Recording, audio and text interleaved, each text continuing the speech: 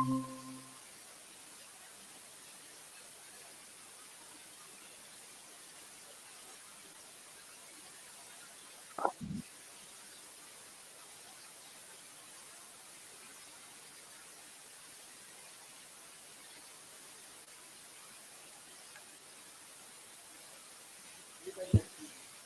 ನಮಸ್ತೆ. ನಮಸ್ಕಾರ. ನಮಸ್ಕಾರ ಸರ್. 3 ಜನಗಳಿಗೂ ನಮಸ್ಕಾರ. ನಾಲ್ಕು ಸರ್. 4ನೇವ್ರು ಪೂರ್ತಿ ಕಾಣ್ತಾ ಇಲ್ಲ ಮೇಡಮ್. ಈ ಕಡೆ ಬನ್ನಿ. ಈ ಕಡೆ ಬನ್ನಿ. Okay, thank you. ಎಲ್ರು ಆರೋಗ್ಯವಾಗಿದ್ದೀರಾ? Yes sir, yes sir.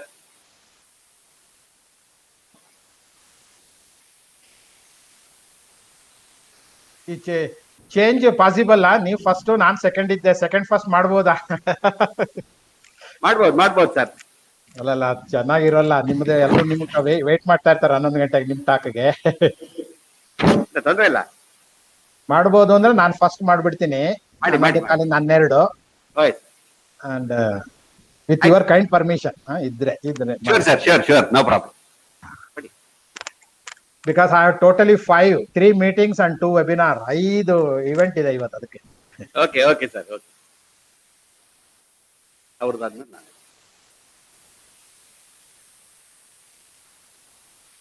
ನಮಸ್ಕಾರ ಪ್ರಸಾದ್ ದೇಶಪಾಂಡೆ ಅವ್ರಿಗೆ.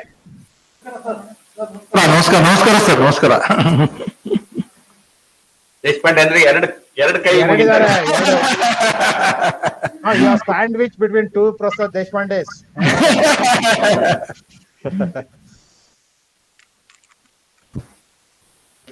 ನಿನ್ನೆ ಭಾಸ್ಕರ್ ದೇಶಪಾಂಡೆ. ನಾಳೆ ಬರ್ತಾರ ನಮ್ ಕಡೆ, ನಾಡ್ದು ಬರ್ತಾರೆ. Some good news or some bad news is MHRD ministry doesn't want the TechUp 3 to be continued. Okay. Beyond 31st March. But will they extend 3 months? Let us wait. The second thing is good news. They have announced 4,200 crores for TechUp 4. They call it as MERITE.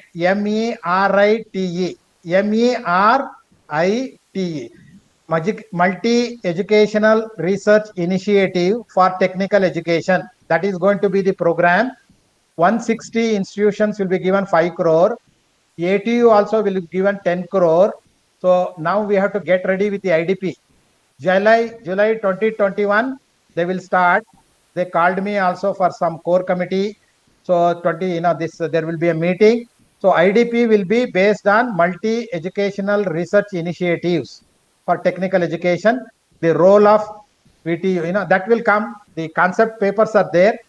Good news is 10 crores, definitely you will get it from July. But I'm sorry, I don't know, 70 lakhs will they give? Still there are hopes. Let us hope that they will get that thing. So if the 70 lakhs, if that doesn't come, I feel bad. I also party to that. I probed you, pushed you, and I hope let us get the 10 crore and more later in case if it fail. But next IDP we have to prepare more carefully, more systematically, and because the expectation of VTU will be very high in the evaluation of the project proposal. Okay sir. Okay, I think you can start.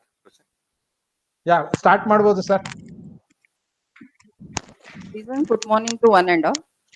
On behalf of Vishwesvaraya Technological University, I, Dr. Meghna Kulkarni, welcome you all for the webinar on implementation of National Education Policy. National Education Policy 2020 is the first education policy of the 21st century and aims to address the many growing developmental imperatives of a country. This policy proposes the revision and revamping of all aspects of the education structure, including its regulation and governance, to create a new system that is aligned with the aspirational goals of 21st century education. Today, we are privileged to have Honorable Vice Chancellor Professor Karisiddappa sir, Mentor for TechWip Professor N.C. Shivprakash sir, Executive Director at Karnataka State Higher Education Council, Bengaluru, Professor Gopal Krishna Joshi sir, Registrar Professor A.S. Deshpande sir, and TechWip Coordinator Professor S.L. Deshpande. May I now request Registrar Professor A.S. Deshpande sir to formally welcome the members of this gathering. Good morning. Ellargu Good namaskara. morning. It gives me a great pleasure in extending a warm welcome to our Honorable Vice Chancellor, Professor Kari Siddhappa sir, for today's webinar. I also extend a special welcome to our resource persons of the webinar, Professor N.C. Shivprakash, who is also our mentor for our TQuip program for today's webinar, and also Professor Gopal Krishna Joshi, the Executive Director from Karnataka State Higher Education Council, Bengaluru. This is a program which is being organized with the support from our TQuip cell. Of course, there have been so many seminars and webinars that are being organized on the national education policy.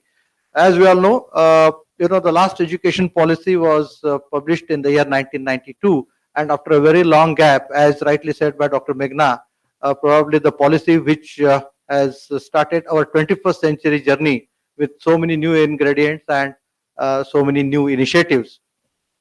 Still, we need to understand the issues that would be seen in the implementation of it. Of course, we need to understand the basic concept with which the whole policy has been designed. So, to deliberate on these various topics, this particular webinar has been formed. Today, we have a session by our Honorable Vice Chancellor, who will be speaking on effective governance and leadership in higher education institutions. And of course, Professor Shivaprakash sir will be speaking on quality universities and colleges. And Professor Gopal Krishna Joshi will be speaking on towards a more holistic and multidisciplinary education. I'm sure the deliberations would be of immense use to all of us. With this brief note, once again, I welcome all our participants, principals, the chairpersons, the faculty members across the state of Karnataka who are the part of today's webinar. And I request our coordinator to start with the proceeding. Thank you, sir. Higher education plays an extremely important role in promoting human as well as societal well-being and in developing India as envisioned in its constitution. To get the insight of this, we will have the next session on quality universities and colleges, a new and forward-looking vision for India's higher education system by Professor N.C. Shivprakash sir, mentor, TechWeb, VTU, Belagavi. Here is his brief introduction. Professor N.C. Shivprakash is from Department of Instrumentation, Indian Institute of Science, Bangalore. His fields of interest are electronic instrumentation, analytical instrumentation, embedded systems, and development of high-pressure DT and its applications. Born on 4th June 1955, he took his bachelor and master degrees in 1976 and 1978 from Mysore University.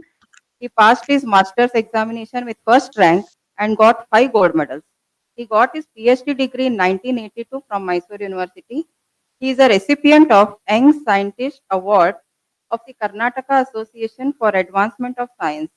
Over the last 42 years of research career, he contributed substantially by publishing and presenting over 170 papers in reputed international and national journals and conferences.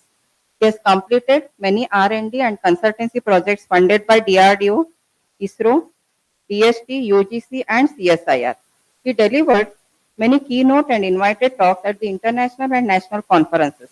He is a fellow and member of several professional bodies, including senior membership of IEEE, fellow of Institution of Electronics and Telecommunication Engineers, fellow of Institution of Engineering and Technology, fellow of Instrument Society of India. He is a reviewer of many international and national scientific journals, member of Joint Review Mission of World Bank TechWeb Project, mentor and performance auditor of TechWeb funded institutions. Currently, he serves as chairman and expert member in committees of MHRD, AICT, MBA, NAC, and UGC New Delhi. He is a member of selection committees of many NITs and universities. He has been serving as a chairman, member of governing councils, Senate and academic councils of universities and institutions. Sir, now I request you to start with your session. Over to you, Sir Shivprakash sir. Okay, so very, very good morning. Let us welcome Professor Gopal Krishna Joshi. Very keenly wants to watch what Shivprakash says. In fact, we are keen to listen to you, sir. So respected Honorable Vice Chancellor. Professor, it is my honor to be with you. Yeah, namaskara, Santosha. Namaskara, sir. So, Professor Senior Deshpande, because we have two Deshpande. One is Professor Junior Deshpande, and of course, our very active person who has arranged everything, Dr. Meghna. She's always was in the background. I'm very happy that she shares the stage today. And, I don't know whether it is appropriate for me to start, but I snatched the chain from our Honorable Vice Chancellor for two reasons. One is, little thing I have to complete at 12 to 1. Second is, I thought I will try to give you a holistic view. What are the highlights of the national education policy in 5 minutes, and what are the salient features, and what is the timeline. Then, after that, what are the challenges? And finally, I am asked to talk about the quality universities and colleges. Okay. So I thought that my brief introduction will save some time for our Honorable Vice Chancellor and Honorable Chairman of our higher education. So in that context, I thought I could speak first. If I have some permission for sharing my PPT, Dr. Meghna, can I just share my Yes, sir. presentation? Yes, sir. Yes, sir. Window or entire screen?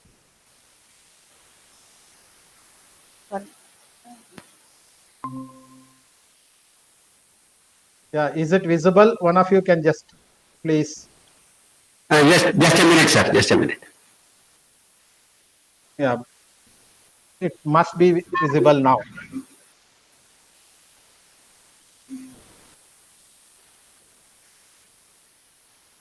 Kanata? Yes, sir. Yes, sir. Yes, sir. Okay. It is being downloaded. Okay. Just ಬರ್ತಾ ಇದೆ sir few seconds, sir. Few seconds. ಸ್ವಲ್ಪ ದೂರ ಇದೆ ಬೆಂಗಳೂರು ಅದಕ್ಕೋಸ್ಕರ. Okay. So Share as window ಅಂತ ಮಾಡಿ, sir. ಕಾಣುತ್ತಾ ಎಲ್ರಿಗೂ?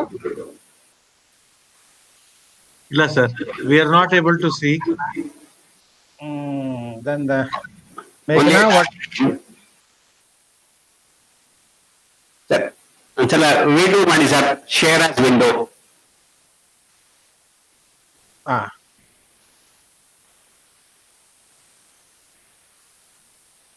ಹೇಳಿ ಮೇಡಮ್, ಹೇಳಿ.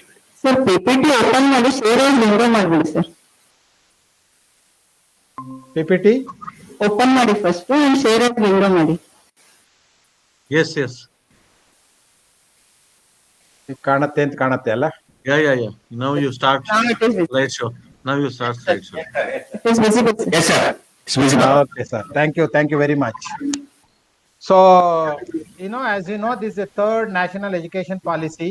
First one was Dr. Kothari's thing in 60s, and second was in 1986. And it took about 6 years to implement the second one. And I don't think we have that luxury of time to implement the third, education policy. So I'll skip some of them. I just spent only 2 minutes to put in perspective about education 4.0, what we talked today, because it has a relevance. As all of you know, long ago, it was only teacher-centric, mere lecturing and memorization. And later, the internet has changed a whole thing, open source, which we were in, the education 2.0. And all of us quickly realized that education should lead to knowledge. So therefore, we emphasized the education 3.0 is all about knowledge. But today, we quickly understand knowledge alone will not take us anywhere. We need knowledge, we need skill, and we need attitude. So why I said this slide is to put you in perspective where industry is also moved from 1.0 to 4.0. If you go back in the first industry revolution, where we could make only small mechanical production, which are either powered by water or steam, very primitive ones. And later, during World War, we had a industry 2.0 revolution where we started seeing railway engines on track. Thanks to electronics and information technology, we started seeing the autonomous production. This is what our industry 3.0 is. But today we are in industry 4.0. Everything that we talk is cyber physical system. They get connected through IoT. You can call Internet of Things in agriculture, healthcare, pharma, any walks of life that we talk, every physical system is get connected. So therefore, the education 4.0, as our great Sir C.V. Raman quote, I always remember, he says, I quote, student of today are being taught by teachers of yesterday with the curriculum which is of day before yesterday, which is, I think, is not acceptable. With this, we will not be able to do any meaningful implementation of the new education policy. And another great man, which I consider myself as a role model to me, Einstein always says, which I quote, I never try to teach my students anything. I only try to create an environment where they can learn. This is all what we should be doing in our new education policy. I want every teacher of Visheshwaraya Technical University and their colleges to become either a gifted teacher who inspires and a modern teacher who facilitates. We cannot be just a mediocre or a good teacher or a perfect teacher. Even perfect teacher is not acceptable in the meaningful implementation of the new education policy. So all of us realizes that education should provide 4 important characteristics. What are they? Knowledge, which is very important. In addition to knowledge, we should have know-how, wisdom, and character. As a teacher and students, we should know how to do the right thing. What is the right, how to prioritize the work and how to make trustworthy and respectable member of the society. We have seen a paradigm shift in our education system. Thanks to COVID, at least, written exams slowly, possibly going towards coursework. Tutor-led, which is a teacher-centric, is all becoming student-led assessments. Implicits are becoming explicit, very narrower. Competitions are all becoming collaborations. Product assessment, which is rather broad, will become process assessment. Objectives are becoming outcomes. Content, what we define these days, will all become competencies. Course assessments are all becoming modular assessment. So therefore, our graduates, definitely should have these 10 important qualities to get into any industries. So future is going to be skill based. That is what the emphasis of new education policy is. I will not get into the detail. All of you know that our students should be solving the complex problems, critical thinking, creativity, etc., up to the cognitive flexibility. No more jobs where we can work 20, 30 years like what we enjoyed earlier days with government jobs. You may have to change the jobs now and then. You have to quickly adapt. This flexibility is what you have to. Last slide before perhaps I get into the new education policy. Future India is great. We had we were all in made in India. Products were made, labeled locally and sold locally. But today we entered into make in India. New foreign investment, job is for our people. The profit that we make is for ours. Only the part of profit we should give to the investor. So this all requires, as you know, digital India. Digital infrastructure is important and it is happening slowly. And governance today, e-commerce, e-governance, everything is happening on demand. And today, every citizen perhaps are digitally empowered. We don't know how to live without a mobile phone. So I cannot cover all 484 pages of Dr. Kasur Rangan's report of 2.5 years effort. All that I can do is few highlights, not that I can cover, but this is a holistic, right from primary education to higher education, this new education policy speaks. So India is a great country. 35 crores, students are studying, with about 1.1 crore teachers are teaching with roughly 1:35, which needs definitely an improvement over the years. And we have something like 1,000 universities, 10,000 standalone autonomous institutions in the country, and about 130 centrally funded like IISc, IITs, NITs, ICERs, and so on. And I myself was the first candidate for the 10+2 system. Before that, it was 1 year pre-university. When I joined in 1971, it was 2 years. So therefore, I was the first beneficiary. 50 years ago, we had this 10+2 system, though, of course, Montessori, LKG, UKG put together, kids will go through 15 years of education. The new education policy emphasizes 4 different stages of this education: 5 years, 3 years, 3 years, and 4 years. In a minute, I will explain to you without going into the detail, because let us concentrate on our technical education and then quality universities.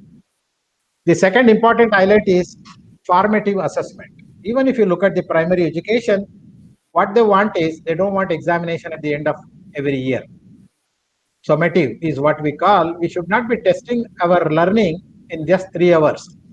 So therefore, what they contemplate is 3rd, 5th, and 8th standard, only the final exam. Otherwise, all through 1st standard to 8th standard, it is more formative. Up to 5th standard, as much as possible, mother tongue and regional languages should be used. And I will talk about this 4-year UG, where you have 1 year exit, 2 years, and so on little later. And multiple entry exit is not note to the Indian system that they want to introduce. Time permitting, I will speak about it for a couple of minutes. The other highlight is know that there are so many agencies, regulatory bodies today, AICTs, UGC, and Medical Council of India, Pharmacy Council, and so on. But all will come under one umbrella called Higher Education Council of India, like Election Commission, which takes care of the whole election in the country. This is what they propose is an institution cannot be sustained without a minimum critical mass of 3,000 students. So therefore, UG, PG student, if they are there in one institution, at least 3,000. We cannot run institution with 200, 300, 400 students. So like-minded institutions should come together. So that is one recommendation. The second one is single window examination. Unfortunately, in the country, the kids are writing so many exams, state exams, central exams, deemed universities, and so on. Like NEET, what we have for medical, they are contemplating in another year or two a single exam all over across the country. Yet another highlight is GER, gross enrollment ratio. At the moment, for higher education, it's about 26% as on 2018 data. They want to reach in next 10-15 years about 50%. Very huge task. In terms of number, if I want to say 3 crore people, students are studying in higher education today, they want to double it to the 6 crore. And research, again, as you know, there are so many agencies, biotechnology, DST, CSR, UGC, they want a single point, NRF, National Research Foundation, like what we have in America. I'll speak about this in the later part of my talk. And one of the important highlight is holistic. Holistic, what I mean simply in a very simple language, if IIT, you take what they study is only science and engineering, they want to bring in little bit of humanities, arts, liberal arts, music, social science, and so on. Not that everything, student have a choice to choose 50% of the social science. There may be in an engineering 85%, 10-15% of flexibility will be there for whatever he is interested in. And of course, ministry, of course, multidisciplinary, which I think our Professor Gopalakrishna Joshi will be talking. And the future is going to be all life skills, because future employability is based on this. Ministry has already been renamed. MHRD is no more exists as MHRD, it is a Ministry of Education. Just a minute about primary education. As I told you, there are 4 different stages. They are called foundation stage, preparatory stage, middle stage, secondary stage. So kids from LKG, Montessori, LKG, UKG, first, second, 5 years, they all will be multi-level play and activity based. Only when they go to preparatory stage, when they are in 3rd, 4th, 5th standard, in addition to play discovery, activity-based interactive classroom starts. And the 3rd stage, we call it as a middle stage, where experiential learning, they want to even introduce not only the science, maths, arts, social science, a bit of humanities, and so on. And the last part, secondary stage, where 4 years, 9th, 10th, 11th, 12th, multidisciplinary study, greater critical thinking, flexibility, and even student choice, which I think will be the stepping stone for the students when they join for technical education. That doesn't mean that we should wait 12 years for them to finish this and then come and join. So there will be a parallelism in implementation of the new education policy. Having said quickly about some of the highlights, let me say some of the important objectives. Of course, first one important objective of the new education policy is self-reliant, especially of the COVID. After the COVID, all of us have realized no one can help anybody. Even America can help us. Help other countries. Each one is in their own trouble financially. Economy of every country is not in a great shape. So, but luckily, India has already started initiatives like Make in India, Skill India, Startup India, and of course, latest being Atmanirbhar India, which is in English what we call it as self-reliance. So, therefore, future is going to be skill-based model, be it primary or secondary education. So, of course, therefore, we want more skill because India is in a greater position where the youngsters, if you look at the people with less than 25, no countries in the world can compete with us. The second important salient feature is sustainability, which is important, as all of you know. Anything that we do, we should sustain. United Nations has defined 17 sustainable goals. Of course, India is also not fall behind. They also have 39 skill council. I happen to be one of the member of the one of the council called IEST, infrastructural equipment, where your JCBs are used, construction technology, and so on. So these councils are already active, so that there is no driving license for JCB. How do we give driving license? So I know there is a program in Government of India under this council where they all will be trained. So therefore, the emphasis is going to be how do we sustain this? The third important, of course, as all of you know, economy booster. And we all know that a country progress is measured through education, and I don't think any muscle or money power would make any country big in any visible change. I mean, developing countries in future. So knowledge, India is a knowledge hub. Therefore, even economists have agreed it is a knowledge economy. And as you quickly realize, national education policy, if you want to implement, you need huge amount of money. The government of India itself has contemplated to increase the GDP from present 3% to 6%, which I tell you is not even adequate for the primary education in the country, as you know that many colleges, schools don't have even building, teachers, and so on. So what they are trying to do is to bring in the PPP model, private public partnership, which is, you see some 20 triple ITs have been already created. So future is going to be PPP, where incubation counters all this reinforcement of the boosting the economy through entrepreneurship. So entrepreneurship is going to play a major role. I think we all have to worry about this in any meaningful future graduate production. The third important thing is internationalization. Idea is not to bring people from abroad and then give their syllabus and then ask their fee to be paid. Idea is to make a healthy competition in the country, bring top 100 institutions, universities in the world. The idea is the following, knowledge hub. We think that we are good, we are great, but how do we measure unless we have comparison? So I hope that this will be a good initiative. The idea is to, later I will speak about this, like bank account that you have, academic credit bank account will come. In the sense a student wants to leave one institution and join another institution, they can transfer the credits what they gain, which is already there in North America. Unfortunately, in India, even in IIT, it does not exist. So therefore, credit transfer not only should happen in the initial stage within India, maybe down the line in 10 years, even credit should be transferred from good foreign university to India. And then, the Indian MOU we can sign where the degree across the globe can be given by joint degree and so on, which already a provisions have been made in our statutes. Another important highlight is, the objective is digitized pedagogy.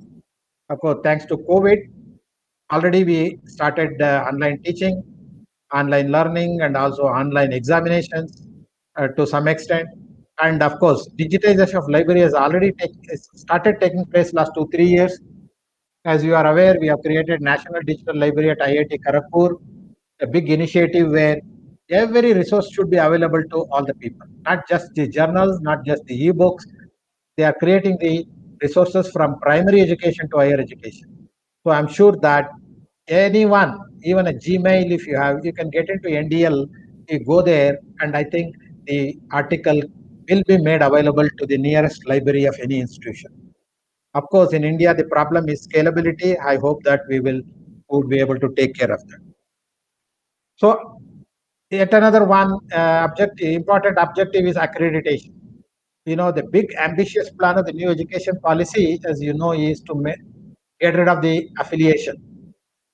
So, like America, if you have 3,000 colleges, all the 3,000 colleges are degree giving universities. So eventually in 15 years time, this is what they are thinking. In technical education, we have 3,000 colleges. It's not an easy task to make them accreditation and then autonomous. So therefore, this is a huge task where, I will later explain that every one of us should get involved to see that this is successful in next 10, 15 years. Future accreditation is not just done only by NBA and NAC. So possibly, the criteria, of course, more emphasis will be on the quality of the faculty, technology that you use for teaching, and gross enrollment ratio, and research facilities that you create will be there for accreditation. The problem that we are facing in India is about teachers. It is not just the shortage of teachers, trained teachers. Trained teachers in the technology is hardly available in the country. So therefore, our country is quite big. We have something like 720 to 750 districts. So therefore, each district, they want to create a digital technology center where all teachers have to be trained computer savvy. I mean, just not computer, the technology savvy. Unfortunately, in the country, we don't have formal, training for technical, medical, law, and all professional degrees. Unlike what we have for high school teachers, college teachers, where we formally go through B.Ed, M.Ed. So therefore, they are contemplating some modification while they are doing PhD, a model replication of the model of the B.Ed, even for to produce PhD teachers. Why I say is, all of you know, a good research student may not be a good teacher. But I always think that every teacher should become a good researcher. That is very important in the successful implementation of the new education policy. Because research, later I will talk about how to make a quality university where we cannot make an university great only with the teaching. The second thing is, of course, rote learning. We have got used to this routine learning that all should go. We need to get into the applied thing. So let me quickly get into the third part of my talk, implementation timeline. As I told you that this cannot be implemented in 1 year or 5 years. It takes about 15 to 20 years for complete policy. So the first thing, just to take an example, few example I will take, of which one is academic credit.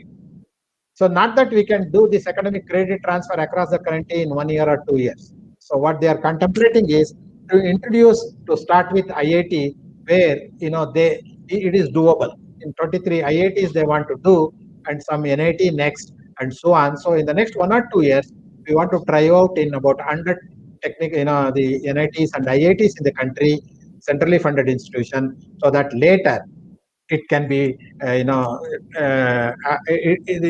it can be, we can make other institutions to follow this model later.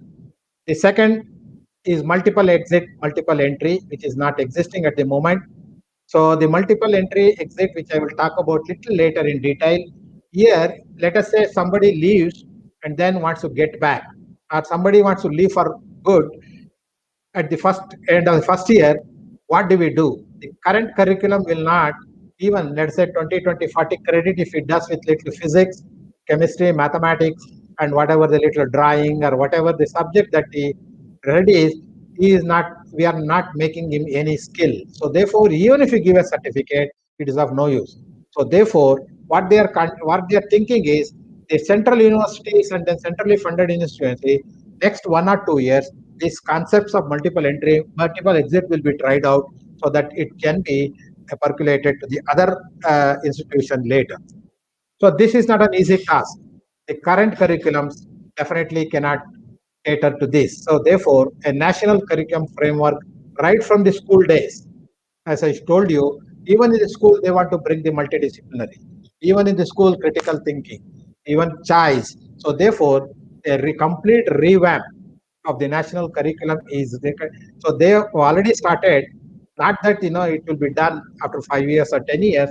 So the framework for this curriculum have been already created, and then they have started working. And having changed the curriculum, our assessment system also would change, because I told you that it is more becoming formative. So therefore, assessment system for schools, not only schools, even in, they want to introduce from 22 to academic year 22-23. So this is the way the new education policy gets implemented at different point of times. As you know, yet another issue that we have in the country is vocational education. Hardly we have anything. If you go to Germany, you see that it is mandatory. So they want, at least in the new education, so the school and higher education system should get exposed to this vocational education. In 10 years from now, they want to attain the early childhood care. That means no child should be left alone. Everybody should be given. And also they want the B.Ed model even for to make it universal norm for even other technical education. And in another 10 years time, we like to see 750 districts should have large multidisciplinary. So this is where we have potential. Okay. So therefore, all our institution, which I will talk about VTU and our affiliated and autonomous institution, these top 750 in the country district wise. And by 3035, the GRE we like to increase to 50%. Thereby, higher education it will be made available to about 6 crores of population. By 40 years and 20 years from now, highest quality education should reach to all learners. One example I take now, presently we have 4 years of BTech, of MTech. What they are contemplating is you have an integrated program of 5 years, of which if somebody leaves at the first year, our curriculum should be such that they should get certificate, and it should be useful for their career. Second year, if somebody leaves, he should be able to get diploma, third year degree, fourth year BTech, fifth year MTech. And someone who wants to continue to do research, so there will be 2 branches. At the third year, fourth year curriculum will be designed in such a way that those who want to pursue research, they will go towards MTech and they get integrated MTech. And those who want to close BTech, there will be another path. So these are all the things. And yet another thing they want to introduce in this is a mid-term drop. If you go to North America, Canada, a student at the end of 2 years, for whatever reason, if he wants to leave and then go to industry, work for 1 year, and then come back, that provision is there. Unfortunately, at the moment we don't have, but the new education policy wants that to be included. And of course, bachelor degrees also should become multidisciplinary. I don't think civil, mechanical, electrical, any core engineering can remain as core engineering because of the kind of things that we are seeing with the multidisciplinary, transdisciplinary, and even interdisciplinary. So therefore, 20 years from now, IIT may not be called as IIT. They have all become multidisciplinary universities. So in essence, what I said so far is from 2021 to 2040. So to begin with, the first thing that they have already started is the curriculum.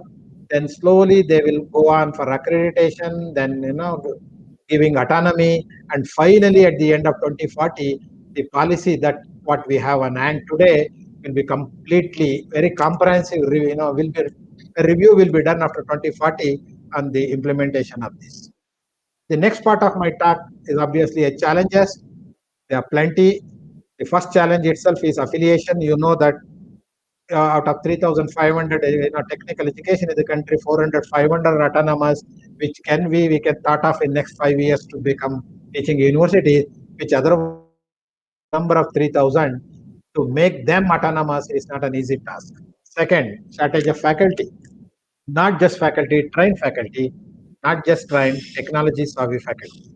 Curriculum development in the next 2-3 years is a big challenge, and quality, unless we reach the quality, we will not be in a position to make them autonomous. Yet another challenge, of course, is infrastructure. GER, if you want, double it.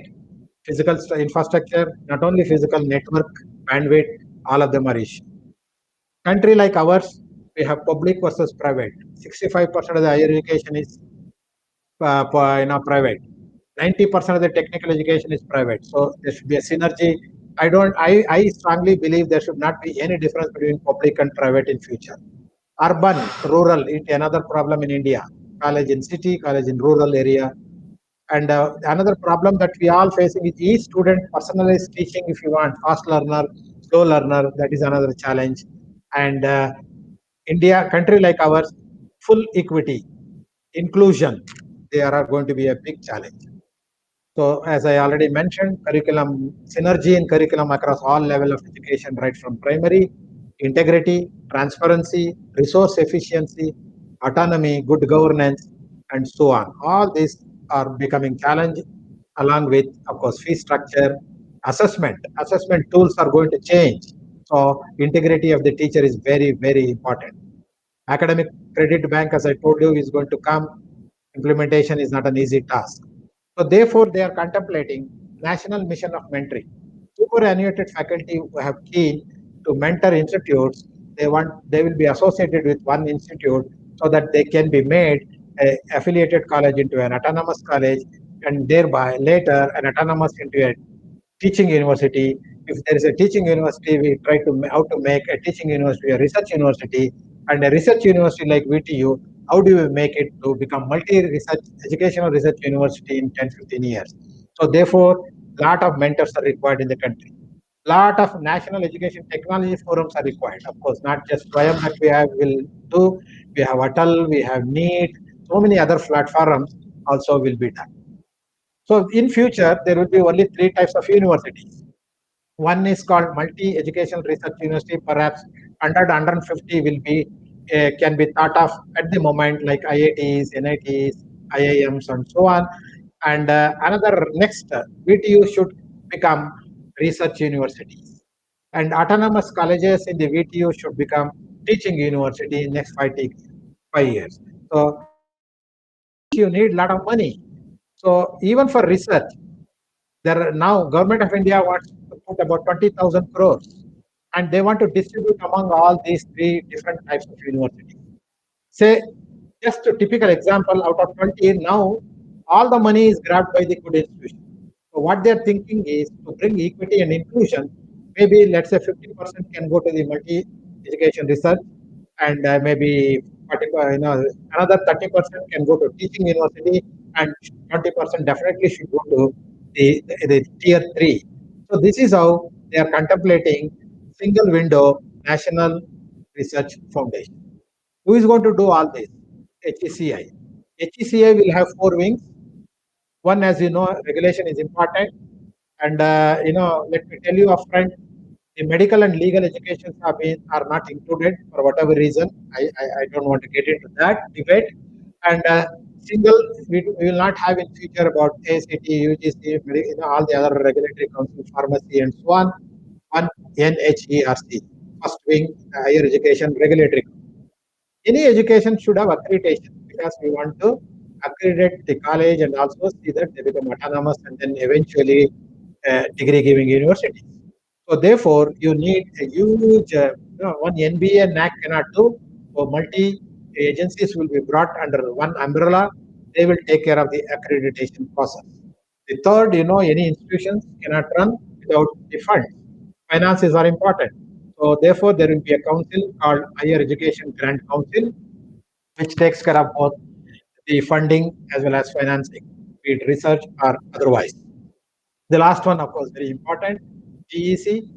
The objective of this GEC, the purpose of this is to measure the graduate attributes, because future is all going to be outcome. And under this, they will make a national higher education qualification framework to monitor all this. So therefore, the new education policy, definitely curriculum is very important. I will not get into the detail. So core essential has to be reduced. Unless we reduce the core essential, we cannot be introducing the other concepts like critical thinking, interactive classes, experiential learning, and so on. So therefore, the committees are already started working on this. So I will skip all this because I've already told you the concept of certificate, diploma, multidisciplinary, National Research Foundation, accreditation, and also the various platforms will come to promote. So since I have two more distinguished speaker in this thing, uh, I don't want to go on and on. I will quickly get into the last part of my talk, which I thought I can share some of my views how to make how to make any university a quality university and colleges as a quality college. So this definitely requires can-do attitude. Unless we change our mindset at all level, be it a faculty or a staff or a student or even parents, every stakeholder should change their mindset. And second thing that we should do is the current program that we have, we should review. Unless we review the current program in the context, then we will not be able to reach any quality. Third one is faculty selection, because future is going to be multidisciplinary and multi-trans. So therefore, faculty selection becomes very important. We cannot, I think, the boundaries will go. Perhaps in 5 years, we may not say this is a department of civil, department of mechanical, department of electrical, neuroscience, nanoscience, earth science. The boundaries will go away. The faculty selection becomes very important. And finally, we need to establish adequate internet connectivity, which otherwise implementation will become very difficult.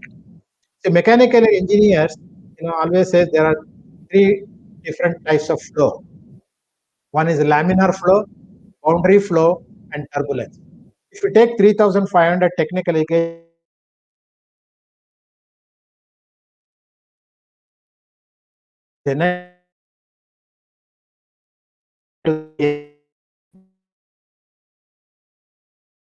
autonomous institutions are.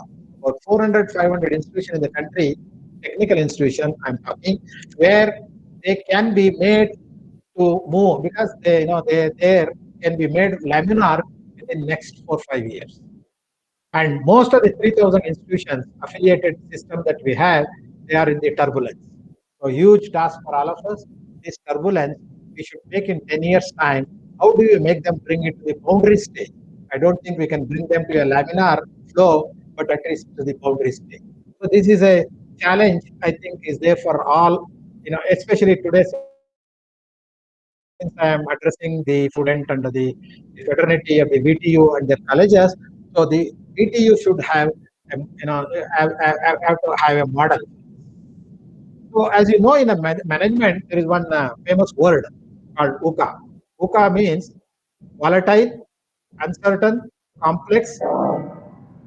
I know the life, the situation is like that, and not just because of COVID. Otherwise, also the things are volatile, things are uncertain, things are complex and ambiguous. So, but we have to find a solution. The solution is found in the other direction. To go from the reverse direction, yes, accept it, adopt it. Agility, you have to be fast because things are very fast. Technologies are changing fast. It's not, if you take a ticket of a train is left, is no use. So see, cooperation and collaboration, very important. Without cooperation, collaboration, nothing can be done. And unified, we have to work as a team. Unless we work as a team, we will not be able to make quality universities and colleges in the country. And values, then only you get values and you become victorious. So think differently. I will postpone this story for some other time because of time lag. So therefore, my suggestion, very specific suggestion I want to discuss, because technical education I have seen over the years, the projects are done for the sake of doing projects. So they throw it, they get the marks and go away. So therefore, my request to both the university, colleges, everyone, every faculty, student, you have to have idea. Unless you have problem, ideas will not come. Of course, ideas is very important. Every institution should create their own ideation center. Without ideation center, nothing can be done. Because why I say is there are 5 P which are important. Idea, problem, project, product, patent, placement. So anything that we talk in future with a good, meaningful new education policy, our graduates should think about the problem. By the end of the course, they should also come out with some product, come out with a project and product, and some of them can be converted into patent. Next 5 years, we like to see, you know, a, a center, which I know always fondly I call it as RISE. VTU dash RISE. We have to rise ourselves, number one. How do we rise? With RISE. R is research. Without research, certainly nothing will happen. Any meaningful education. Research doesn't mean only PhD. Research can happen. I have seen high school students doing research. PE students are presenting in IEEE paper along with us in USA. So therefore, research is something which all of us have to worry, have to enhance, and see that it takes. The little research will also have a impact on our teaching. Also have an impact on the idea. While teaching, while doing research, we get a lot of ideas. So therefore, ideas and once you have idea, innovation center will take care of ideas, converted them into incubation. So I is innovation and incubation, which is very, very important. And the next one is having idea. After the idea is when it is converted, incubated, then you have a startup. That is yes. Third letter in the rise is called yes. So this yes is very important in every small institution in our university. Otherwise, in the next 10, 15 years, we cannot even think of converting them into the meaningful degree giving institution. And finally, as all of you know, the startups will lead to entrepreneurship. So our benchmark future, be it at VTU or any individual institution, we have to create this rise. And how it has to be done is the following way. I request the institution to segregate or to identify the areas of technology, areas of your product design, area of whatever you want to do, and bring in the students from various other disciplines. Number one. Number two, the project is being done only in the fourth year will not lead to product. So my request is second year, third year, fourth year. Let us say a group of 30, if you are there across the department. Second year students, if they want to work on artificial and robo, a group can work with 30 students, 10 from second year, 10 from third year, 10 from fourth year. Advantage is when fourth year student pass out, first year student gets in, at any time this 30 will be there. So then this 5 fee will become meaningful. A problem at the end of second year may become project, third year it may become product, fourth year certainly some of them will become patent. If not patent, everybody will get good employability. So therefore, this I emphasize and see that this is one of the important things for to become a quality university, a research hub, and the RISE center that we create. So again, point of time, I will skip many of them. So the second important thing that I thought I should tell you is about teaching learning. The future is going to be blended more. Smart LMS we have to have and see that all teachers are trained and all teachers should train in turn all students. We have to create the combination. The other day we had a meeting, a very important meeting where now the future is going to be internship based, skill based. You may have 4 internships between first year, second year, third year, fourth year, and end. So therefore, and again I repeat, core engineering have to join with other major, minor, honors, and other value-added course. So we have to create the combination of subject basket. Because of blendedness, flexible curricula, we need assessment tools are going to change because it's more going to be more formative. So therefore, any intellectual outcome that we expect, multi and transdisciplinary is going to be the art of the day, and we all have to work on that. So this is about the virtual lab. We have to create each institution, labs of our own. I will tell little later. Tinkering lab is very, very important. Engineering, most of them are going with theoretical knowledge. We need to create them as engineers. We have to train them. A virtual lab creation is going to be very, very important. One example I took IIT Madras, where a student won't get admission in IIT. What they have done is they have started BSc Data Science. So that 2,600 students have been selected, and online teaching, they get a degree of IIT. So therefore, even VTU should think of some, the frontier areas where the children who are denied university admission should also get at various, stages. We should make a creative basket where VTU as a good university we should be doing, and each college also should become create these baskets. And the important, things that in the last 5 minutes, with the permission of the chair, affiliation system will go, as I already told you. So therefore, the VTU research, we should aim for research university. Of course, easy to say that you don't affiliate, but the botheration is fund generation. VTU should start generating fund, because affiliation system goes, the revenue goes down. We have to have our consultancy. We have to generate our internal resources by various means. Number one, and VTU in the next 5 years should become research university, which is doable according to me. And in the 10 years time, I think in the district, Belgaum, that should become multi-education. If not 10, at least in 10 to 12 years, multi-educational research university. At least we should have a roadmap. Next 5 years, 10 years, 15 years to take VTU to from present affiliating university to a research university in 7-8 years, and from research university to a multi-educational research university. That needs a lot of strategy plan. I request the Honorable Vice Chancellor to start thinking about it. So now this can happen only when you have a regular research student. So therefore, vibrant research student groups, I think initiatives have already taken place in this direction. And self-sustained mode, we have to sustain on our own, because nobody is going to give any finance. Today, I give an example where NIT's capital grants are not being given by ministry today. If NIT Surathkal wanted 30 crore, they went to a IFA fund, Higher Education Funding Agency. They got their 30 crore in 10 years. In a 10 minor, every year they are returning back 3 crore, and then interest is paid by the ministry. So therefore, we have to self-sustain in future.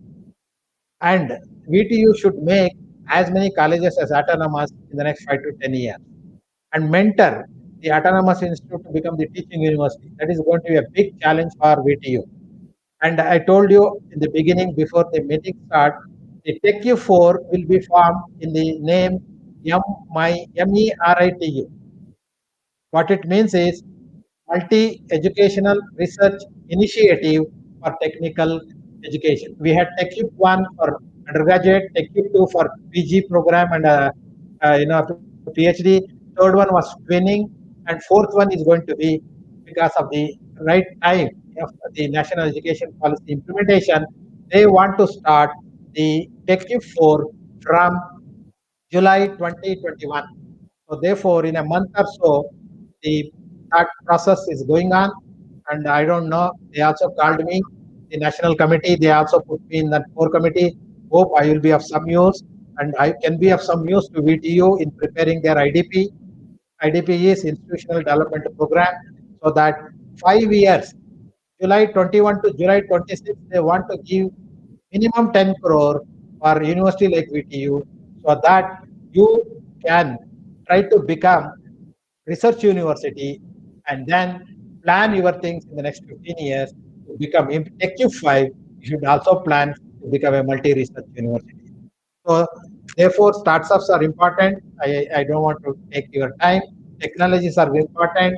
Just to tell you, first one and last one, artificial intelligence as a play, plays a major role in education for personalized teaching, personalized learning, even for proctor system, in medicine for diagnosis, in medicine AI with robo for surgery, smart city. We want 750 smart cities in next 20 years. Right now, 100 have been identified. I'm sure that huge potential for civil engineers because we need good roads, good building, and even for others, good communication is required. Future India is going to be, we have a lot of future for us in terms of, for our graduates, not only for them, even for every stakeholder. So therefore, whatever I thought about VTU to become a research and then eventually a multi-research university at the end of the NEP by 2035 or 2040, wherever the timeline is, I like to see that in my lifetime. Number two, all the institutions under VTU should become teaching university in 10 years. To achieve this, we need to work together, collaborate with each other, tolerate the differences, respect the diverse view. Because Johnson said, why? Everybody can say, none of us are as smart as all of us. All of us can come together. I hope I try to motivate all my faculty, all the faculty fraternity of the VTU. And if I have exceeded my time, please pardon me. I was given 45 minutes. Possibly I took more time. I stop here and over to Dr. Meghna. Thank you, sir. Sir, thank you, sir, for enlightening us on Industry 4.0, about the skill-based education, objectives and features of NEP, internationalization of higher education, implementation timeline, challenges, and how to make quality universities. Thank you, sir. Thank you so much, sir. Sir, we thank the respected teaching fraternity for contributing their questions during the registration.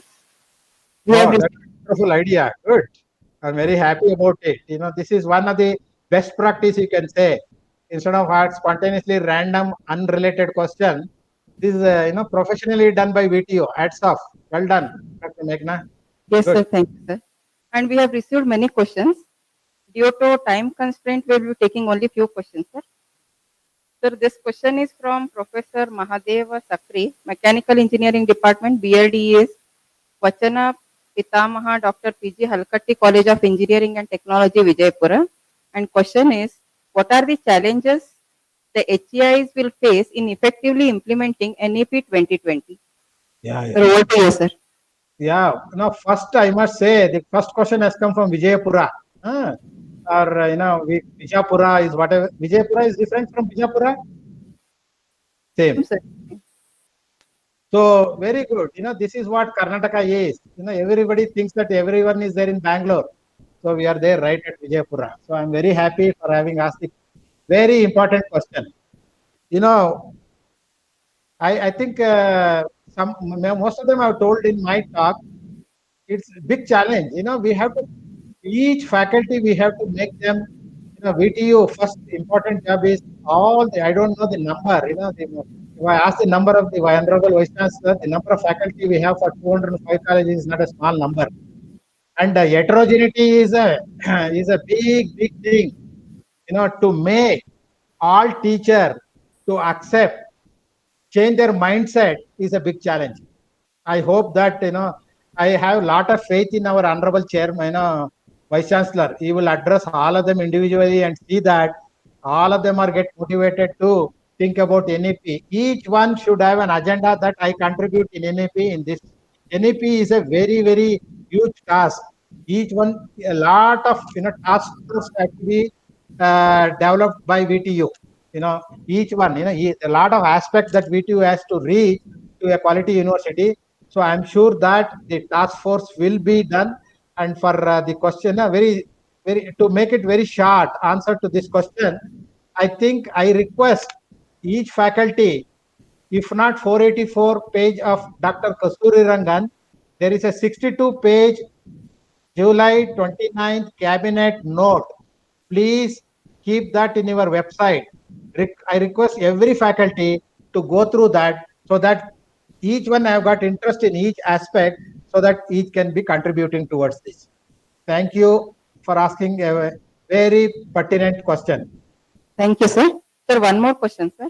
This is from Professor Malini KV, HOD Electrical and Electronics Engineering, Sri Sairam College of Engineering, Bangalore. And question is, how NEP changes technical education scenario.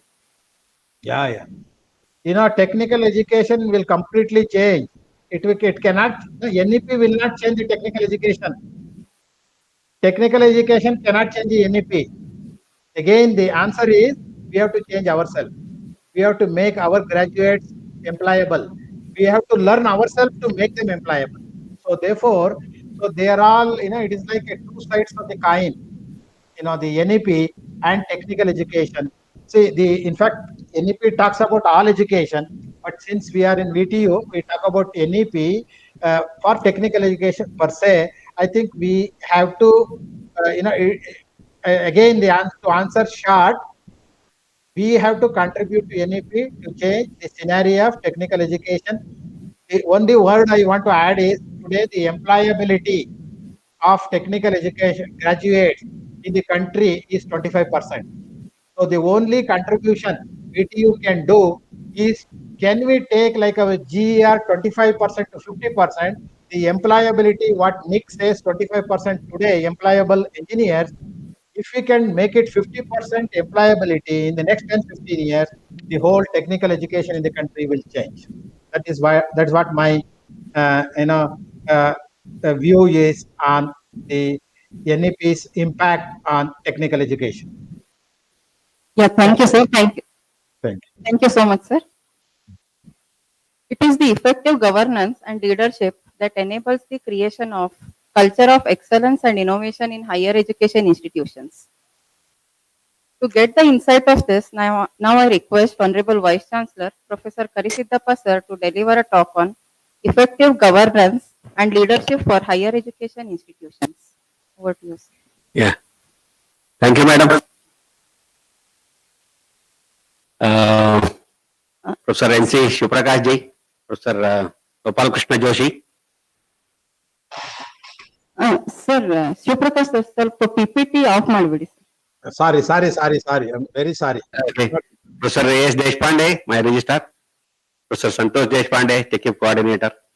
Madam Meghana Kulkarni, the program director of this event, and all my colleagues who have joined from various institutions, including principals, HODs, deans, other administrators, ladies and gentlemen.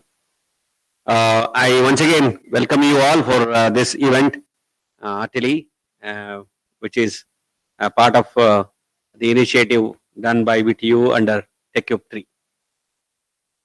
And you all heard about the quality universities and colleges, the challenges faced by each institution and universities, and also the faculty who are involved in implementing the National Education Policy 2020.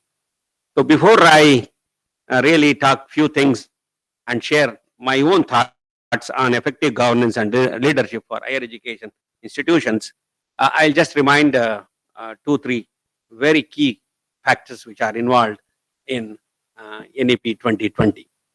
As you know, NEP 2020 is replacing the policy on education 1986. And it is a very comprehensive policy which is going to achieve accessibility of education, the equity and also inclusion. And the vision of this policy is clearly mentioned in many of our webinars, and all of you have read about it also. It is about the holistic education, all-round development of students or in general graduates, and education in multidisciplinary, which is going to have a great impact, not only in terms of learning outcomes, but also in terms of their employment and future life. So that is all about the National Education Policy. Now, when you talk about its implementation, we have a lot of challenges and we need to work on that. As Professor Shivrakash sir was mentioning about, you all must read that 66-page, document available to you, and all of you have that. Of course, another big document, 477 pages are there. So you can read it later. So if you read the 676, yes, the other day I was speaking to some of the teaching faculty members in Ranichanama University. If you read 66 times, you get a 66 ideas. So So that is the vision of the policy, the way in which it is drafted. Thanks to all the members and the honorable chairman of the committee who have come out with such a noble initiative in this country to make a great impact on the learning process and also the knowledge acquiring society. We are talking about many things, but as a teacher or a vice chancellor, I would advocate we should concentrate on improving our own knowledge, that is the knowledge of teachers who can stand before the present generation to create knowledge and life skills in them with the innovative ideas and research and your own impact and opinion. So that's how a whole process of implementation will start from teachers. The implementation of national education policy will be successful only if teachers work towards this and implement it, and also take individual decisions at the institute level, and also have a comprehensive plan of institution development plan, IDP we call it as. Accordingly, we can start implementing it, and you need not wait for many things to happen. Many things are happening. In my opinion, everything should happen parallelly. We need not wait for 18 years. We should start now itself. Now, coming back to the topic given to me, effective governance and leadership for higher education, HEIs, one of the objectives of national education policy, which refers to this topic in chapter number 17, is to develop independent, self-governed higher education institutes with capable and ethical leadership.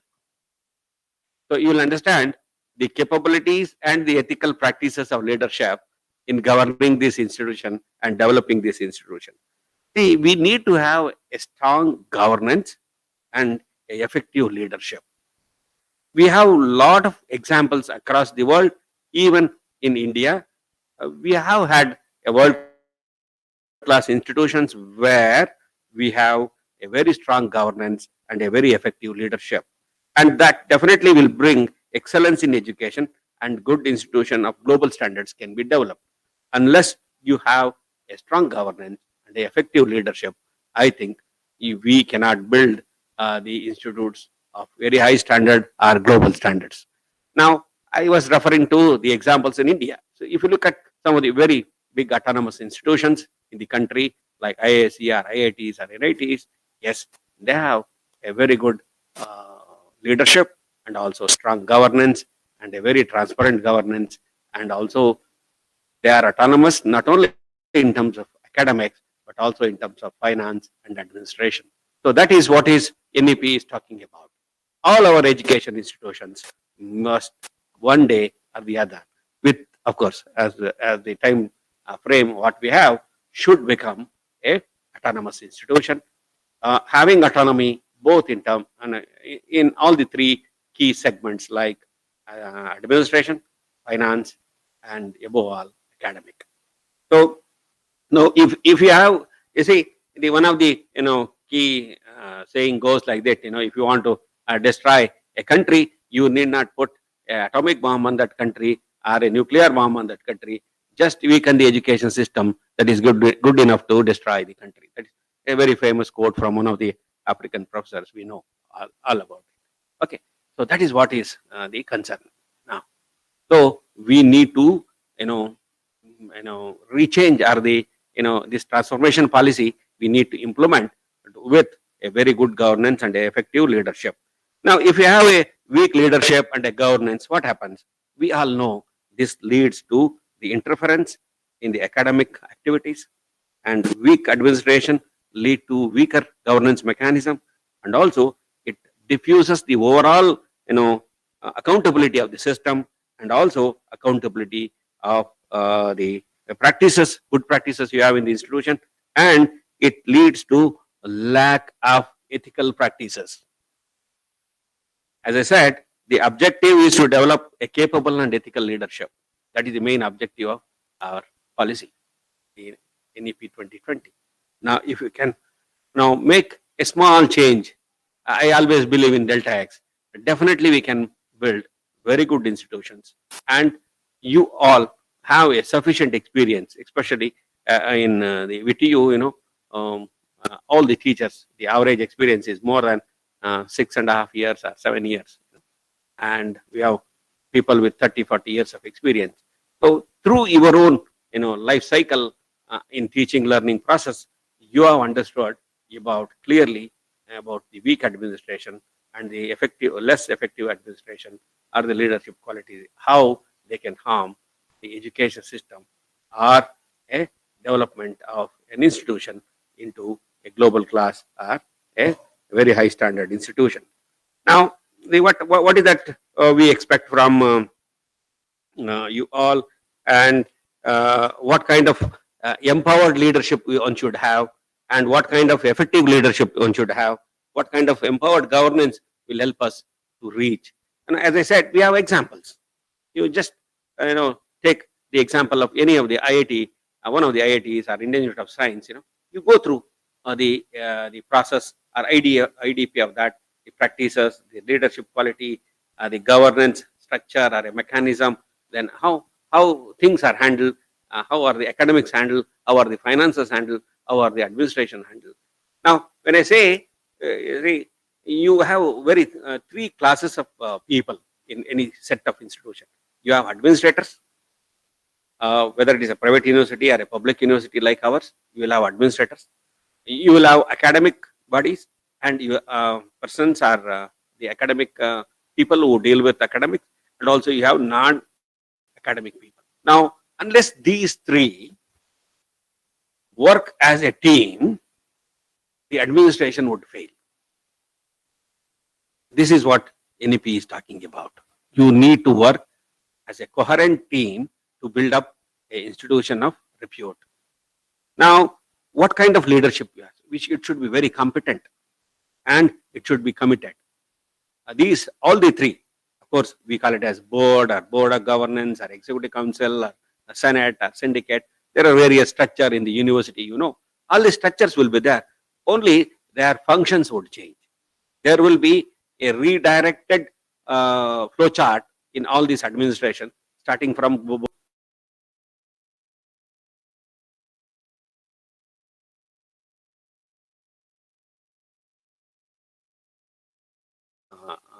methods or the process.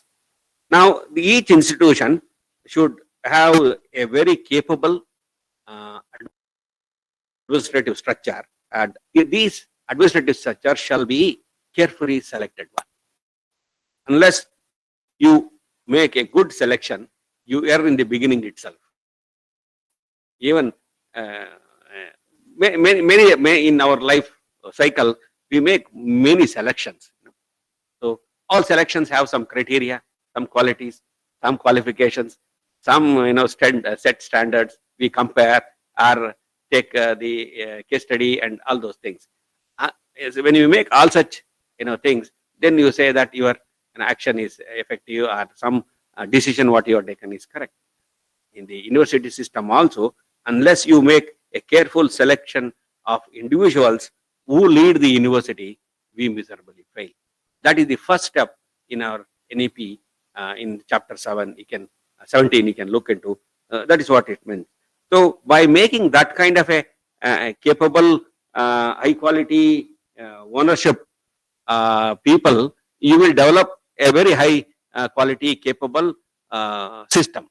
When you select the individuals, they must have very good qualities, as I said, high quality, and they must own the institution. So this is one thing which is missing in our system. We don't own our university. We don't own our college. We don't own our institution.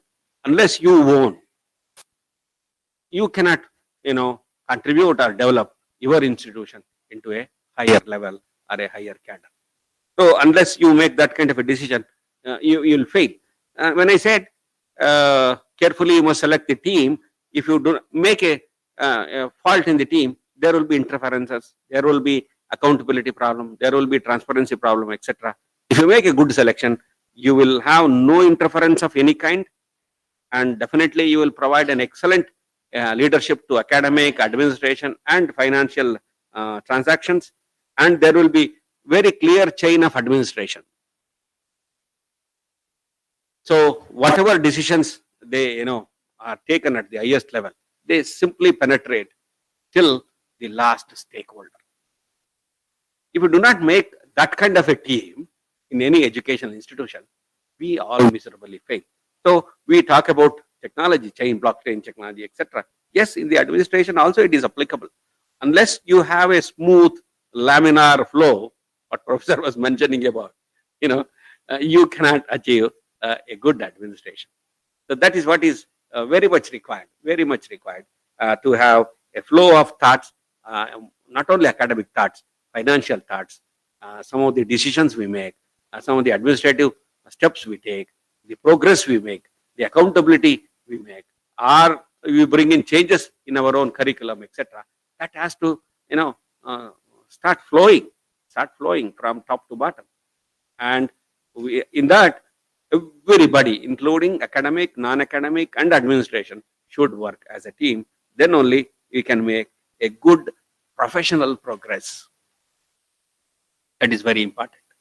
The policy talks about the professional progress. The professional progress in higher education institution is of great importance. Then when we assign certain roles, we need to have a clear mechanism. When you assign somebody, you appoint as a dean or a coordinator, or somebody, a administrative student welfare officer, or some dean academic affairs, etc. There are certain criteria. So the important criteria are there must seniority must be considered. Then there must be sensibility in the person you select, and he or she must have capabilities of leadership and management. These are the three critical things. So sensibility is very, very important. I may be a very good researcher and I may be a very good teacher, but when it comes to administration, sometimes we miserably fail. And a best administrator may not be a good teacher. A best administrator may not be some good researcher. So these kind of samples are good in everything is very, very difficult. So therefore, when you make a choice, when you attempt to improve your system, when you put some right person at the right location, you have to have some basis on the seniority, some basis on their sensibility, and also their administrative and management skills, and also capabilities, how they take the team together, how they take this non-academic and academic together. That is another challenging event which will happen in the administration. Now, when you talk about the leader, how one should act on the development of an institution or IDP, etc., the leader should align with constitution values, and leader should have a overall vision of the institution. Ethics or morality or constitution values, high values, etc., should be in practice. Unless you practice these kind of qualities, you will not be a leader, and also the institution you lead will miserably fail. So NEP talks about all these things, how we should bring in changes in the selection process of leaders or the administrators, how one should have his education background or ethical background, and they must have a proven record at various lower level of administration or etc. Before you appoint him or her to a topmost post or to various administrative posts, they must have a proven record, and their capabilities must have been proved. Unless you make that kind of a selection, very transparent selection, I think the institution will fail. Now, what are the attributes which are very key for a leader to achieve the goal set by the mission of the institution or the university or the government or the elders or whatever it is? The first is the social commitment. First attribute is the social commitment and the belief in team work, and he or she should be a pluralism. You must always verify the pluralism and ability to work with diverse people. So many a times administrators will not work with the known team. You suddenly go as an administrator and start working with unknown people. Maybe till then, you would have worked with only known people. So therefore, you will have a diverse people, different educational background, different socio-economical background, different kinds of lifestyle, languages, different parts of country, sometimes outside the country, etc. So you will have a unique, diversified system wherein you should lead. So for that, you should have capabilities. And another important thing is you must have a positive attitude towards work. Unless you have a positive outlook, I think you sometimes fail in your administrative skill at this. And without these kind of things, if you have something like what you call autonomy, I think we miserably fail. See, in my opinion, autonomy in terms of academic, finance, and administration, what the NEP is trying to give it to all of us, this will come with a great responsibility. When I say autonomy, it is always with great responsibility. Unless you have a clear-cut role model leaders in each and every activity you carry out in the institution, I think autonomy would miserably fail, lead into very complex situation. Inferior quality education, as I said, may destroy the country. So therefore, NEP talks about all these quality issues. Hence, I request each one of you read the document very carefully, streamline yourself, and make some changes in your daily routine, teaching, learning, research, administration, etc., so that we build slowly a system which is ready to accept the national education policy in open hand, with open mind, and also a comprehensive development of an institution is possible. Now, when it comes to the governance, this governance or leadership, we should have a very stable tenure, not a very short tenure or these kind of things. Again, NEP policy very clearly mention about the tenure of administrators, maybe vice chancellor or a director of an institution, minimum of 5 years. And also, there are other things talking about, about the board of governance, the selection process. Then, you see, in the present system, we have centrally funded institutions, central universities, state or public universities, and private universities. Each universities, they have their own mechanism. Either they have the chancellor or pro-chancellor or vice chancellor or director, and then academic senate or court, sometimes we call it as. Then you have executive council or syndicate, we call it as. And then various finance committee, estate board, various these kind of small units which assist in administration will be there.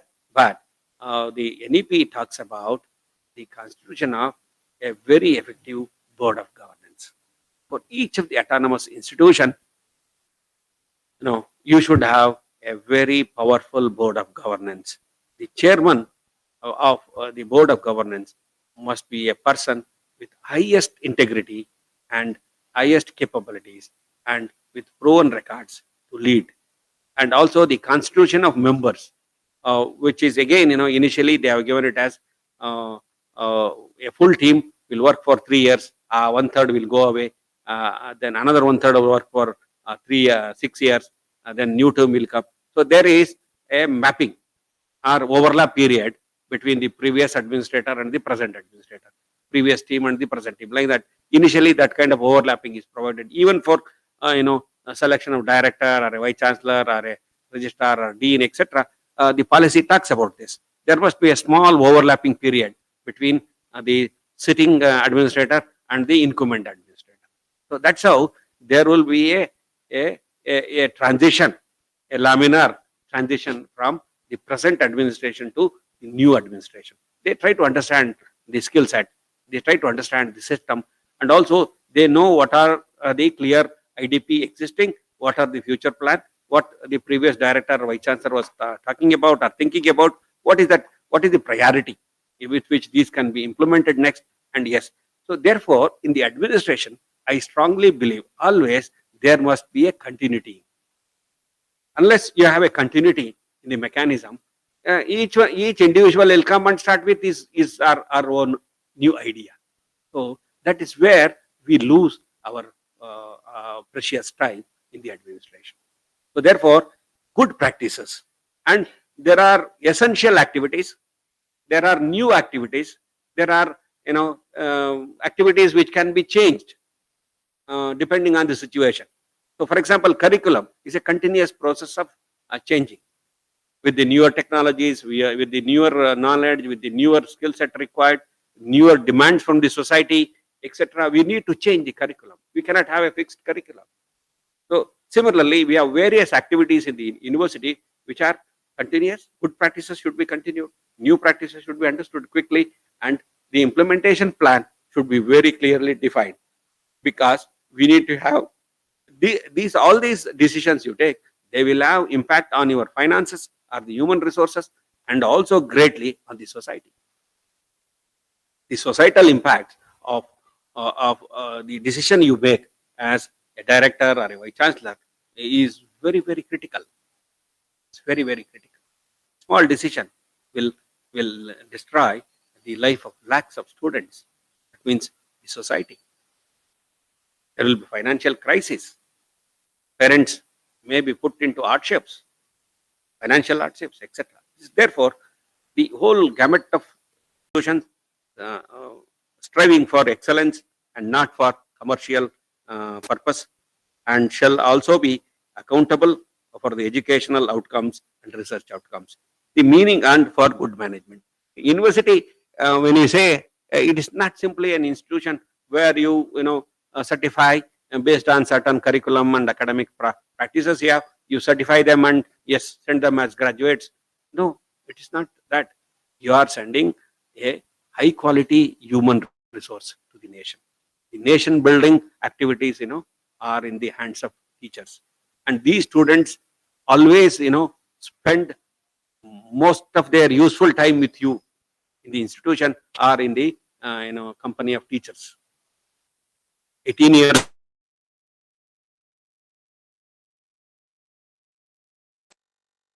Etc. So that means very, very substantial amount of their life, useful age is spent with us. So therefore, we need to be accountable, and we need to have educational outcomes, and institutions should, need to have their research outcomes and also a good management. So you have to teach them, you have to give them knowledge, you have to teach them life skills also. So that is why these parameters in the governance become very, very important. See, clear say, you tell me your friend, I'll tell you who you are, like that. So if you just name the institution, you will understand the quality of the graduates or the postgraduate or the doctoral degrees, come out of that institution. So that's how we are all identified. So therefore, the governance and leadership, it's not a one man show or one woman show. So it has to be a show of strength of a good team, a committed team, a transparent team, a team having one voice. With maybe you will have diversified ideas. We need to discuss, deliberate, concur, then implement.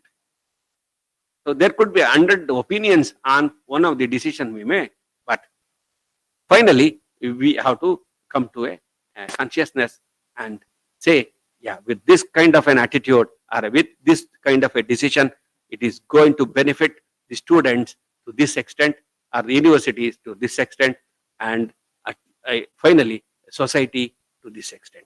Any education system is to benefit the students, benefit the child. No child should be denied of excelling or getting a good education because of their background or the birth circumstances of birth. No.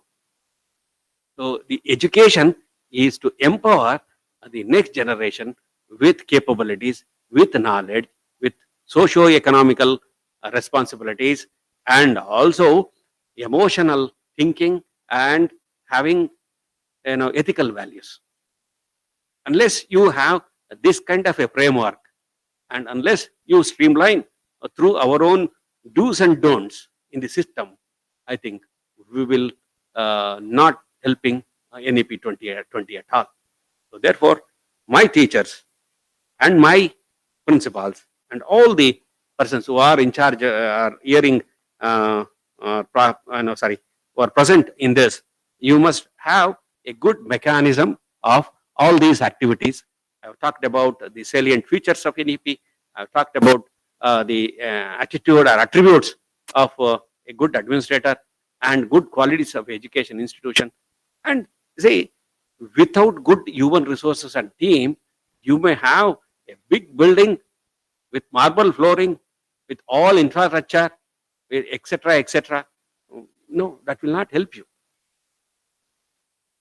So, your a good team, your infrastructure, and the supporting system you create. One of the best, the topic in NEP, which always keeps me thinking, or which I love to say many times in all my speeches, is about creating environment to these students.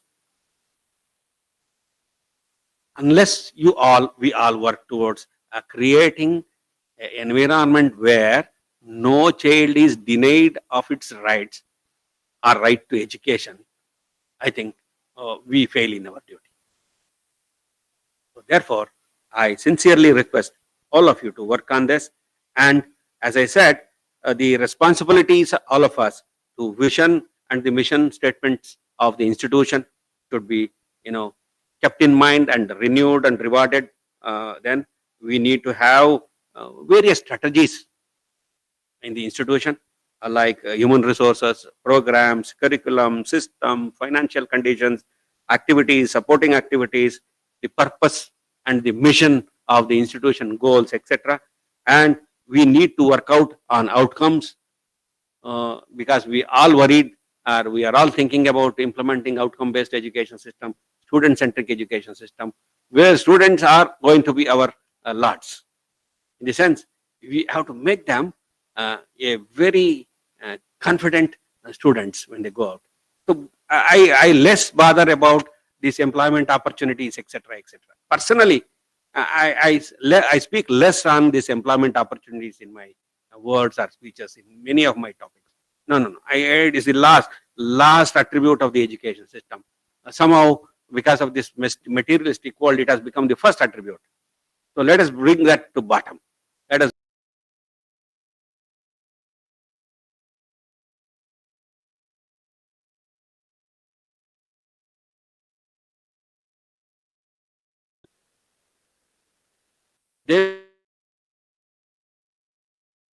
these are the very critical points we need to think about, ponder about, and make note on each and every statement made in the education policy, national education policy, and start implementing.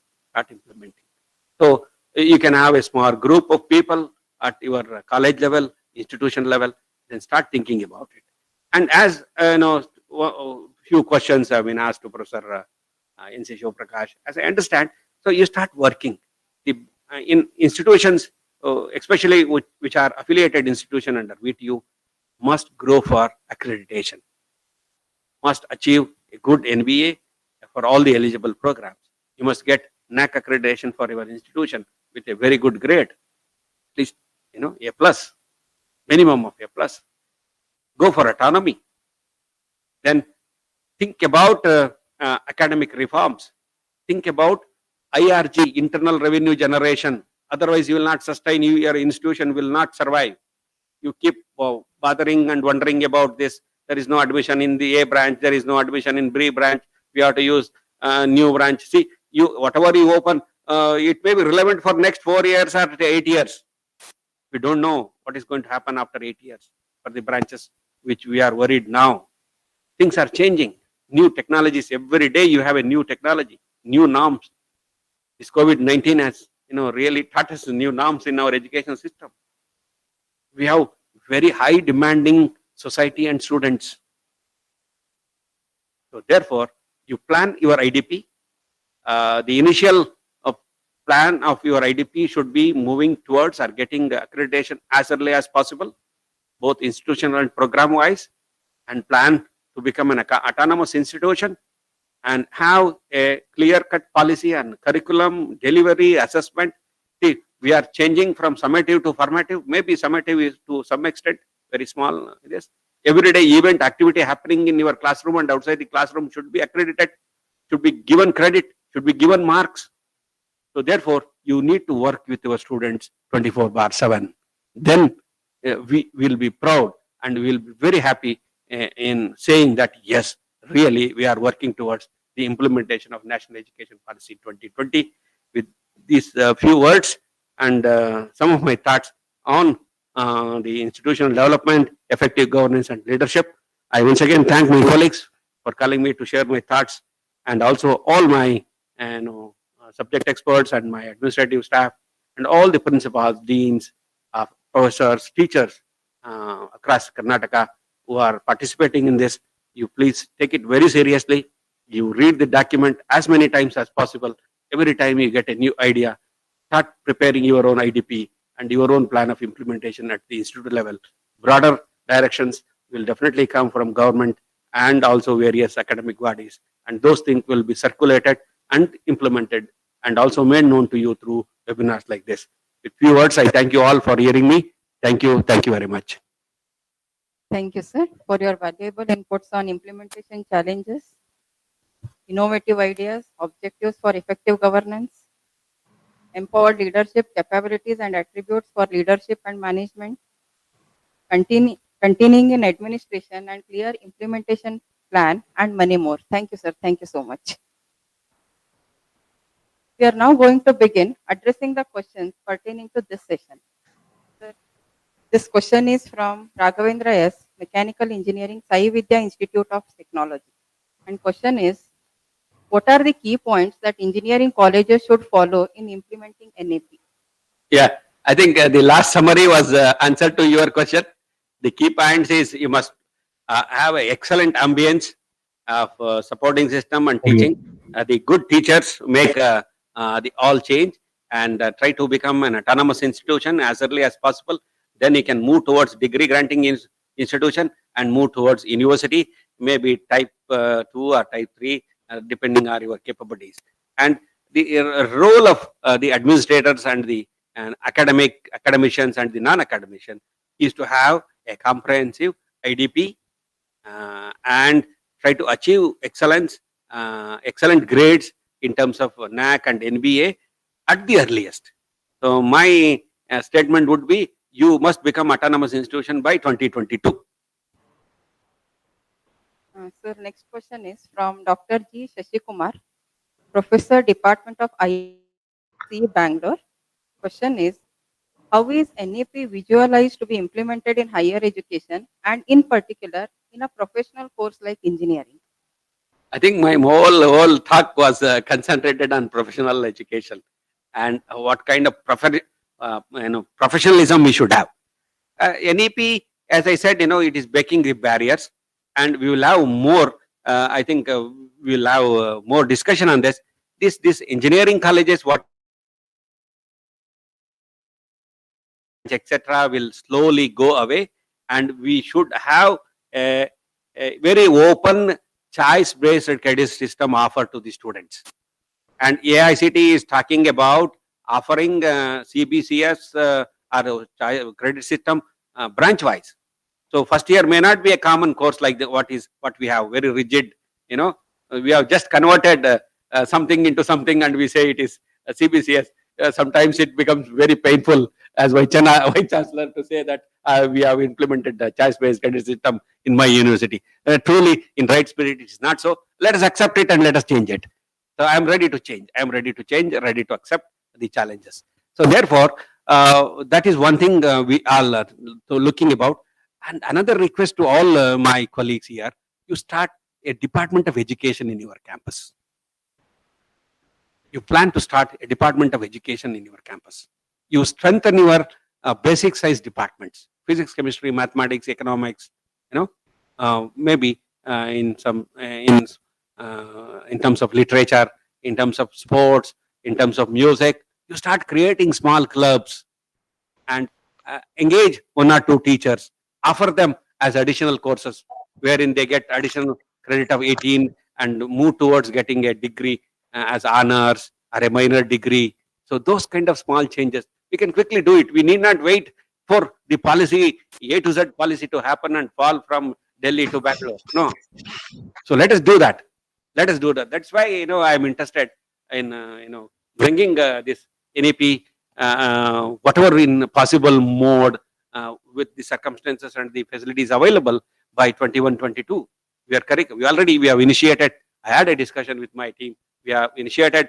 Professor Shiv Prakash and Professor Joshi sir, they very well know about the transformation happening in Karnataka. A lot of activities are happening. A lot of parallel activities are happening. And government is also very serious. And Honorable DCM is day out and day in, is talking about implementation of NEP only. So we are all working towards it.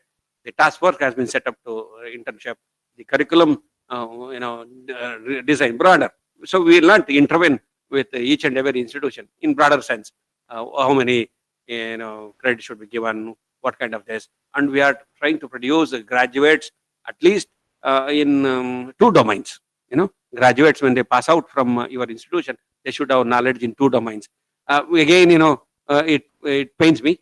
Again, it is based on employment opportunities. When they go out, if they are not getting employment in A domain, they must get in B domain. So that's why the new technologies, what we are talking about, the tools, which are abundantly available to all the engineering branches, like AI or IoT or 3D printing or AR, VR or whatever, all those things should be a part of each and every branch of engineering. That's how you should prepare your campus. That is what is the meaning of ambience I talk about, or that is what is the meaning of environment we should create. That's what NEP is talking about. You must have all kind of teachers. You should open up. You should open up. This mindset and the attitude of my teachers should change. Then only we can implement this. So we should have variant teachers who can teach mathematics, who can teach image processing, irrespective of your basic this. It is a passion or aptitude or attitude you must create in you to become a world-class teacher. Yes. Sir, one more question, sir. This is from Professor Govinda Negalur, Computer Science and Engineering. Question is, as we hear that NEP is student-centric, what role do teachers play in implementation of NEP? My friend, I ask you a very simple question. See, you are going to be a facilitator. Okay? You are not going to teach what you know. You are going to teach what students are expected from you. And when you go to your lecture, you must go and ask yourself that why students should come to my class. And at the end of your class, you must put another question that whatever I did for last 1 hour, is it useful to them? Did I create some curiosity in them? Did I create some passion in them? Did I give them life skills or life tips? Did I give them a problem solving ability? Did I give them a confidence with which they can work? They can go out of your portal. Yes. So there are few courses which are based on basic science, which are going to give basic knowledge. They are going to be relevant. And as a teacher, you must be very knowledgeable, and you must have your students have a lot of information through your own technology, either through their smartphone or laptop or palm top, whatever. They have a lot of information. As a teacher, you must convert that information into knowledge. And as a teacher, you must get rid of them from their confusions they have by acquiring so much of information. They don't know whether it is real or not. They know whether it is relevant or not. They also do not know whether it is competitive or not. As a teacher, you must know that information available is useful to you. It is not going to confuse you. This is what is required. This is what is competent information. This is what is the right information. This is what is the useful information, which will be in the form of knowledge in your brain. So when you come out of your classroom, that is the happiness or the thing you have to derive. And that's how you should approach your class. And also be always connected with them. Unless you connect with them, unless you are a facilitator, you must make them learn. Not that you give everything to them. No, we had enough. I think over 30, 40 years, I was also part of the same system wherein I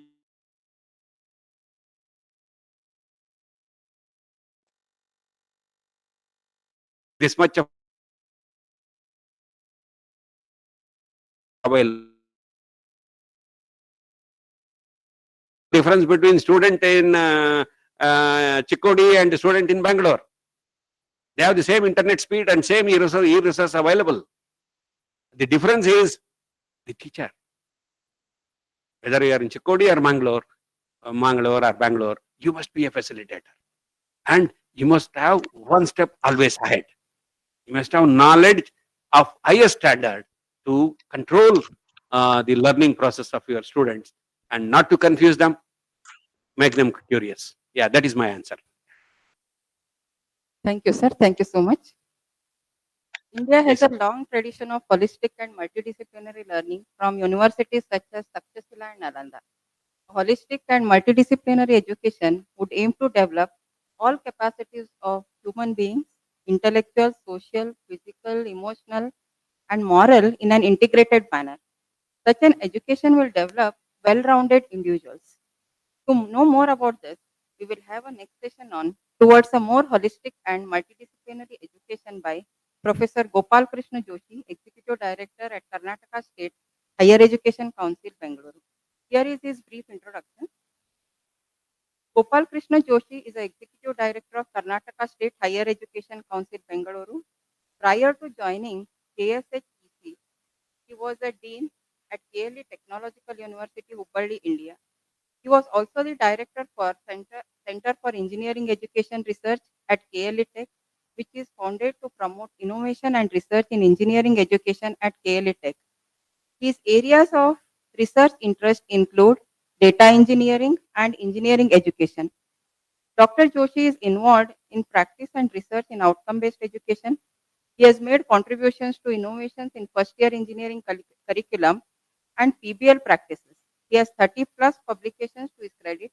He has involved himself in design and conduct of number of faculty development programs. Faculty development and institutional mentoring are his passions. He has designed and conducted unique faculty development programs. He has trained more than 3,000 faculty members on practice of outcome-based education and 3,500 plus faculty members on examination reforms in engineering education from AICT New Delhi. Dr. Joshi is a member of professional bodies, including Institution of Engineers, Association of Computing Machinery, and Indian Society for Technical Education. So with this brief introduction, I welcome Professor Joshi, sir, to start with this session. Over to you, sir. Thank you. Thanks to Professor Karisidappa and the VTU team for inviting me to be part of this event. Karnataka is in the forefront of implementation of NEP, ably led by our Deputy Chief Minister and Minister for Higher Education, Dr. Ashwath Narayan.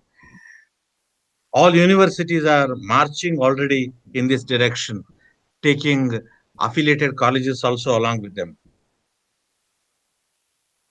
Today's my talk, it is on multidisciplinary elements, and how I have organized my talk is I will tell you about what does NEP say about this, then what does engineering education say about it, what does ABET, Washington Accord say about all these things.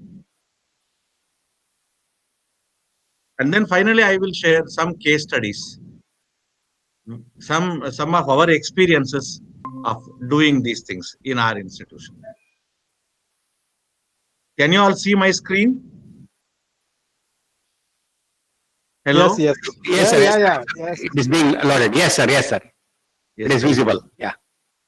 And I am audible also. Visible also. Slides Yeah. are colorful also. Sir, thank you. Thank you. Thank you. Thank you. Thank you. Well, friends, the topic that I have chosen is towards holistic and multidisciplinary education. And I start it with Albert Einstein's statement: all religions, arts, and sciences are branches from the same tree. In fact, National Academy of Engineering has published a report on integrating arts and humanities into STEM education. Um I have the copy of it. You can also get it. It's all freely available. But in case you want it, you can, I don't mind sharing the document with you. About this holistic and multidisciplinary education, what does NEP say? It starts with the long tradition of holistic and multidisciplinary learning in India, right from the days of Takshashila and Nalanda. In fact, Dharmapal's book, the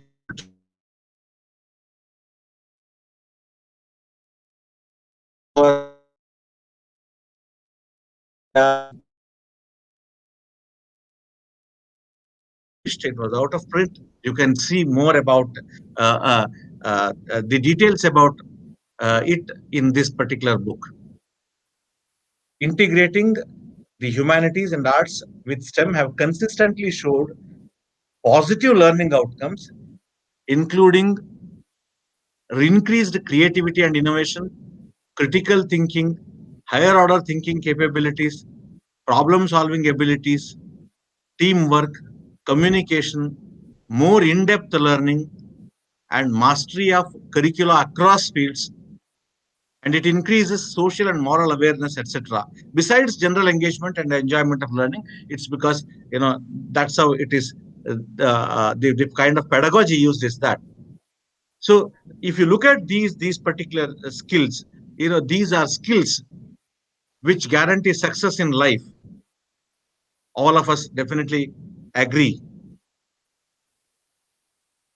A holistic and multidisciplinary education would aim to develop all capacities of human beings: intellectual, aesthetic, social, physical, emotional, and moral, in an integrated manner. Please look at it. It is not in a compartmental way. Instead, it is in an integrated way. All these things have to be offered. Imaginative and flexible curricular structures will enable creative combinations of disciplines for study and would offer multiple entry and multiple exit points, thus removing currently prevalent rigid boundaries and creating new possibilities for lifelong learning.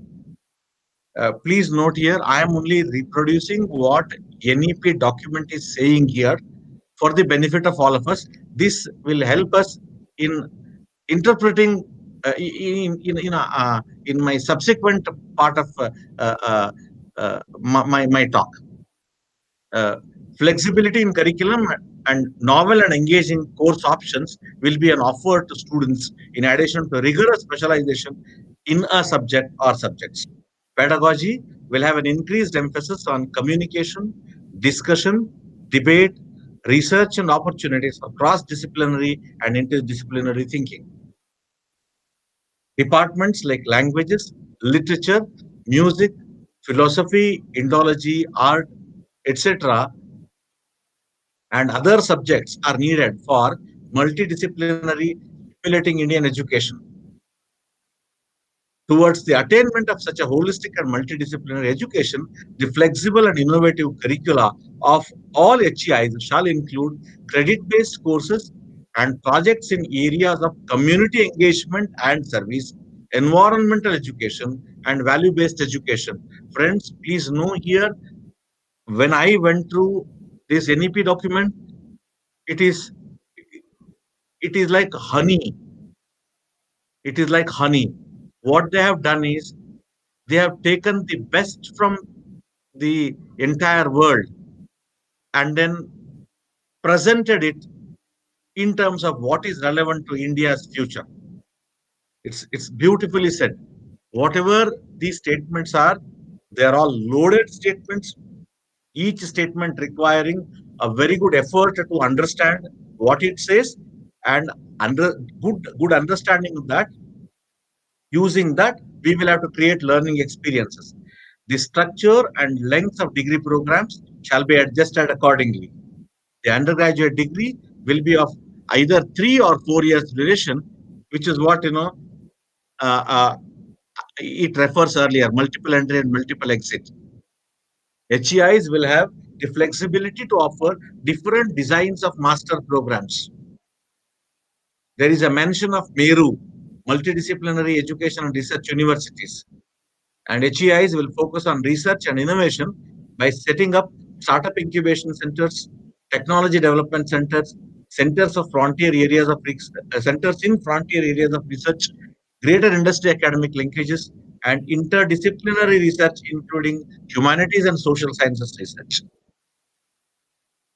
Now, in this context of implementing NEP, we will have to spend the remaining amount of time together, as so that we are able to understand what are the aspirations articulated here and how they get translated in the context of engineering education. What are multidisciplinary and interdisciplinary skills? When you look at literature, when you are referring to multidisciplinary, it means it is people from different disciplines working together, each drawing on their disciplinary knowledge. It is additive in nature. Whereas when it is interdisciplinary, it is integrating knowledge and methods from different disciplines using real synthesis of approaches. And this is integrative in approach. Later, I will share, when I share the case studies, you will get to know. The term interdisciplinary is applied within education and training pedagogies to describe studies that use methods and insights of several established disciplines or traditional fields of study.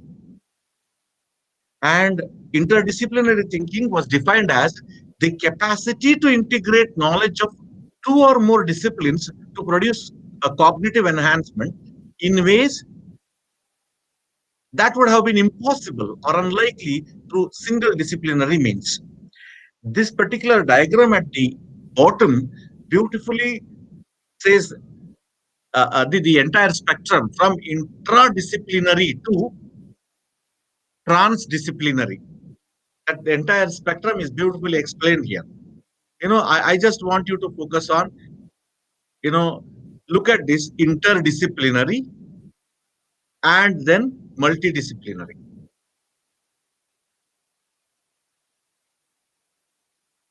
Why do we need this? Interdisciplinary teaching promotes significant learning. Fink says that he has identified 6 elements of educational process that lead to significant learning, and each of these is a common feature of interdisciplinary forms of instruction. The first one is foundational knowledge, referring to acquiring information and understanding of ideas. Second is application, acquiring an understanding of how and when to use skills. Third is integration, the capacity to connect ideas. Fourth is human dimension, recognition of the social and personal implications of the issues. Fifth is caring, that is acknowledgement of the role of feelings, interests, and values. And lastly, learning, how to learn, obtaining insights into the process of learning. So, interdisciplinary teaching promotes significant learning. And all those 6 elements, they are interdisciplinary forms. The world is interdisciplinary, friends. Educational experiences are more authentic and of greater value to students when the curricula reflects real life, which is multifaceted rather than being compartmentalized to neat subject matter package. Real world problems are complex, so no single discipline can adequately describe and resolve these issues. Therefore, they suggest that interdisciplinary forms of learning are prevalent and hence it is required in higher education. And the gain is The students recognize that there are a variety of perspectives that can be brought to bear in an effort to understand most issues. Thus, they find interdisciplinary forms of exploration as more compelling, which promotes engagement and learning. This approach greatly enriches one's life and makes it so much more meaningful and joyful when one is able to appreciate many words. The purpose of liberal arts education is not simply to prepare for one's own first job, but also for one's second, third, and beyond. Farid Zakaria says, and please look at it, even you will all acknowledge this, the need for this rather. And when Steve Jobs was asked why the Macintosh computer revolutionized computing, look at what he has said. He says, I quote, I think part of what made Macintosh great was that the people working on it were musicians and poets and artists and zoologists and historians who also happened to be the best computer scientists in the world. So this is this is the context and motivation behind NEP saying what is saying with so much of emphasis on multidisciplinary thinking and holistic thinking, introducing liberal arts into our educational experience. Now let's move to engineering education and problem solving. Engineering education has to offer abilities to identify, formulate, and solve workplace engineering problems. Please note this, it is workplace engineering problems, not exercise problems, and to function on multidisciplinary teams. This is what ABET says. Educational problem solving is different from workplace problem solving. Typically, engineers solve decision-making problems, design problems, and troubleshooting problems in their respective workplaces. And if you look at the continuum of the problem, on one side you have well-structured problems, and the other extreme you have ill-structured problems. If you look at our academic learning experiences that we create within institutions, we focus on well-structured problems where we have well-defined initial state, known goal state, having unique solution, and constrained set of logical operation, typically found at the end of the textbook chapter, requiring application of limited knowledge of the typical examples are exercise problems or storyboard problems. When you look at ill-structured problems, they are encountered in everyday life and work. They're emergent and not self-contained, which means they're not constrained by content domains being studied in classrooms. Students have to look beyond the syllabus and the knowledge that we offer within class. Often they have conflicting goals, multiple solutions and methods. Solutions are not predictable, and usually they require interdisciplinary approach to solving. The examples are decision-making problems, troubleshooting problems, etc. In this background, let's see what does Washington Accord say about it. If you look at the graduate attributes of Washington Accord, the first one, which talks about applying knowledge, it reads as apply knowledge of mathematics, science, engineering fundamentals, and an engineering specialization as specified in some knowledge units. WK1 is Washington Accord Knowledge Unit 1 to Washington Accord Knowledge Unit 4. You can see that, you can Google and find out. I have details in case you want, I can give you later, respectively to the solutions of complex engineering problems. That means the learning experiences that we create to our students, empower them when they move out of our campuses. I'm referring to undergraduate engineering degree program.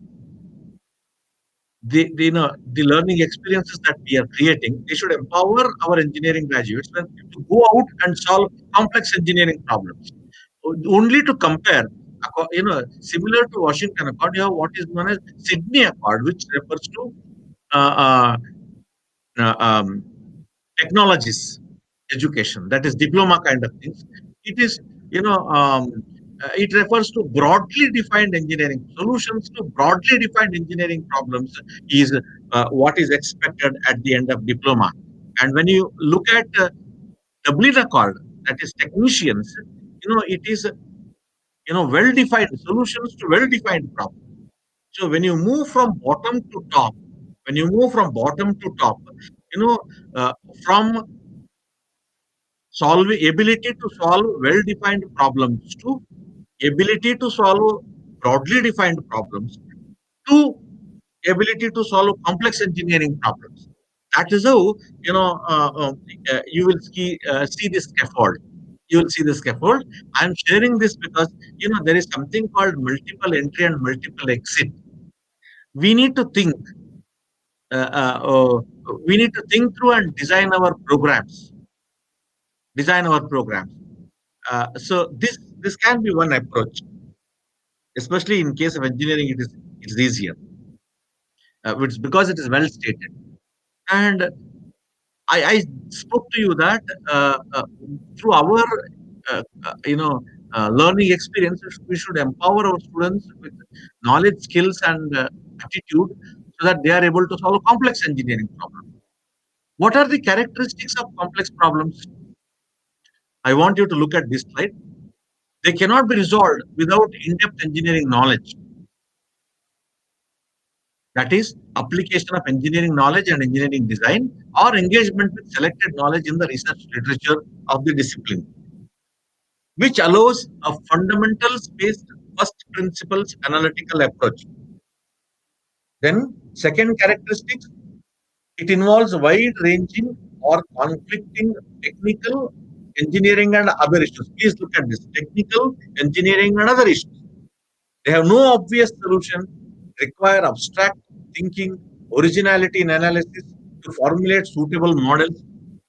They involve infrequently encountered issues. They are outside the problems encompassed by standards and codes of practice for professional engineering.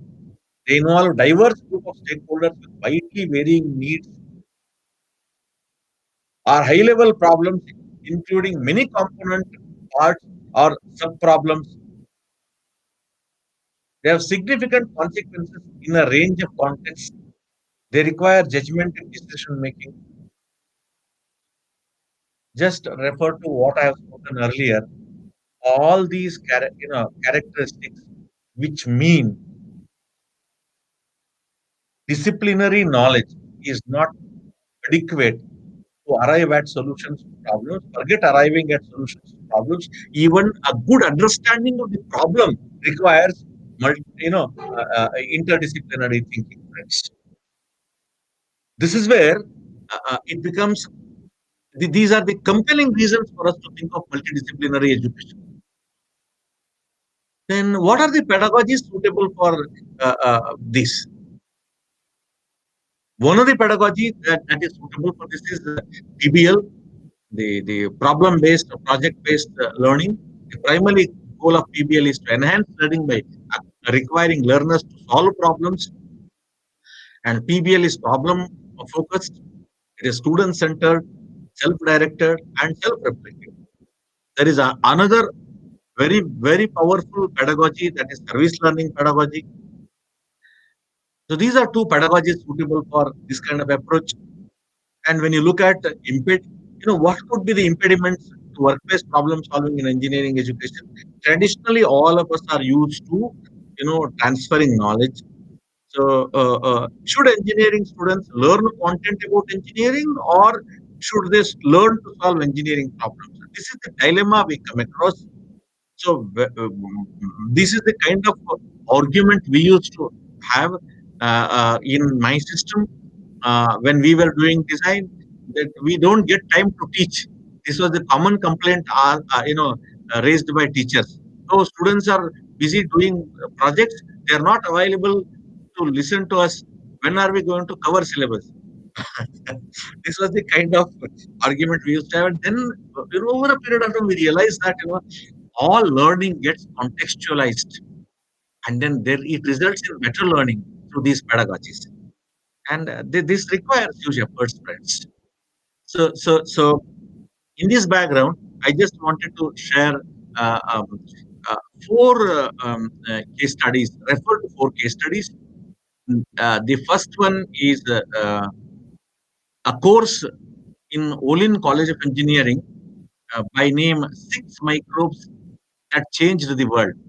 Last week, I happened to listen to their case. This particular thing is, it is an interdisciplinary course designed for students studying in Olin College of Engineering in Boston area. It is a professor of history and a professor of science.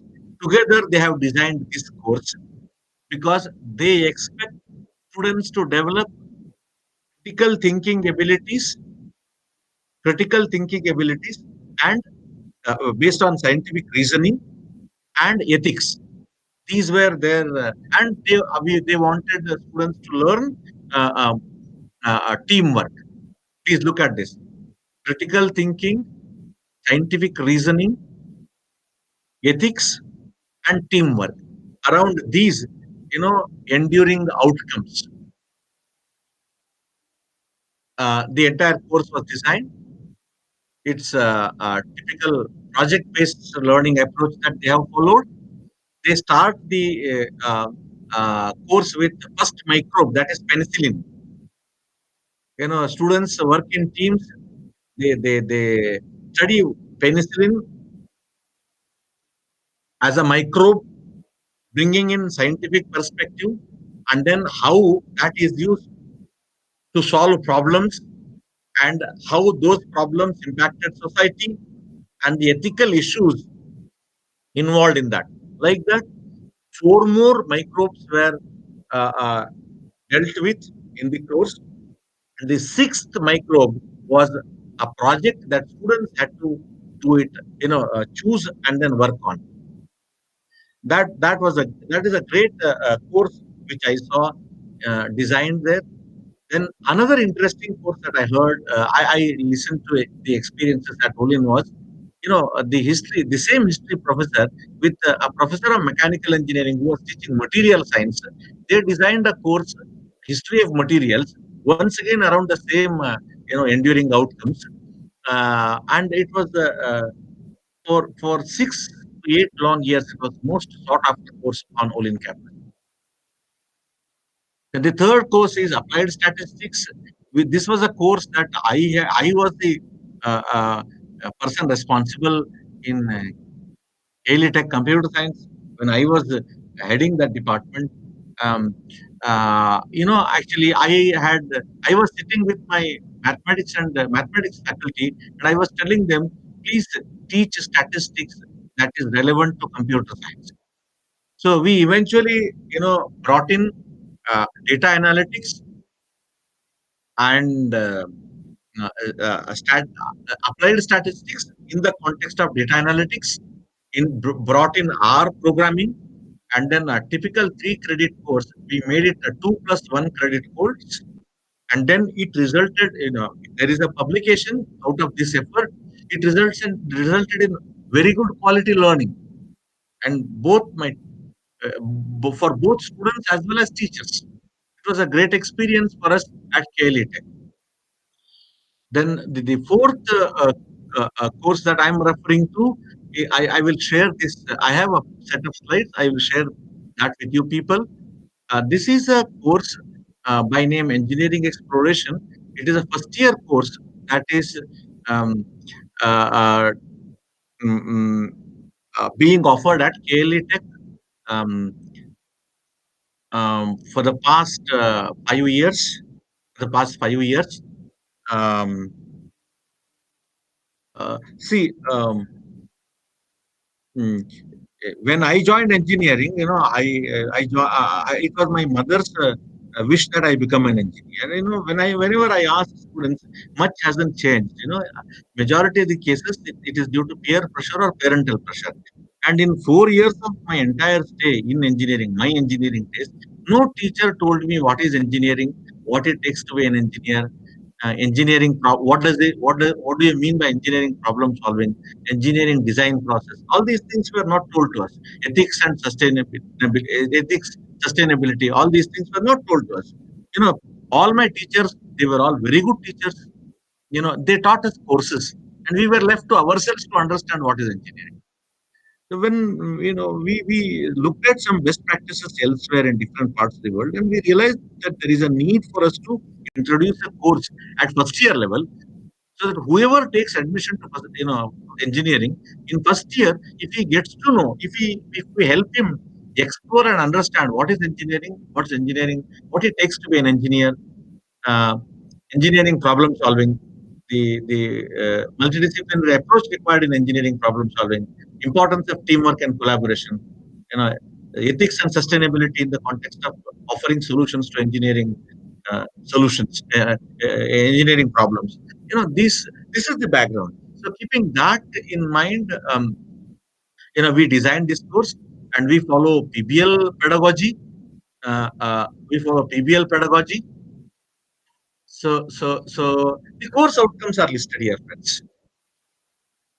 Uh, uh, mm, these are the course outcomes. Meaning, if you attend, I offer you, if you attend this course for one semester, uh, at the end of the semester, this is what you will get to know, and you will be able to do.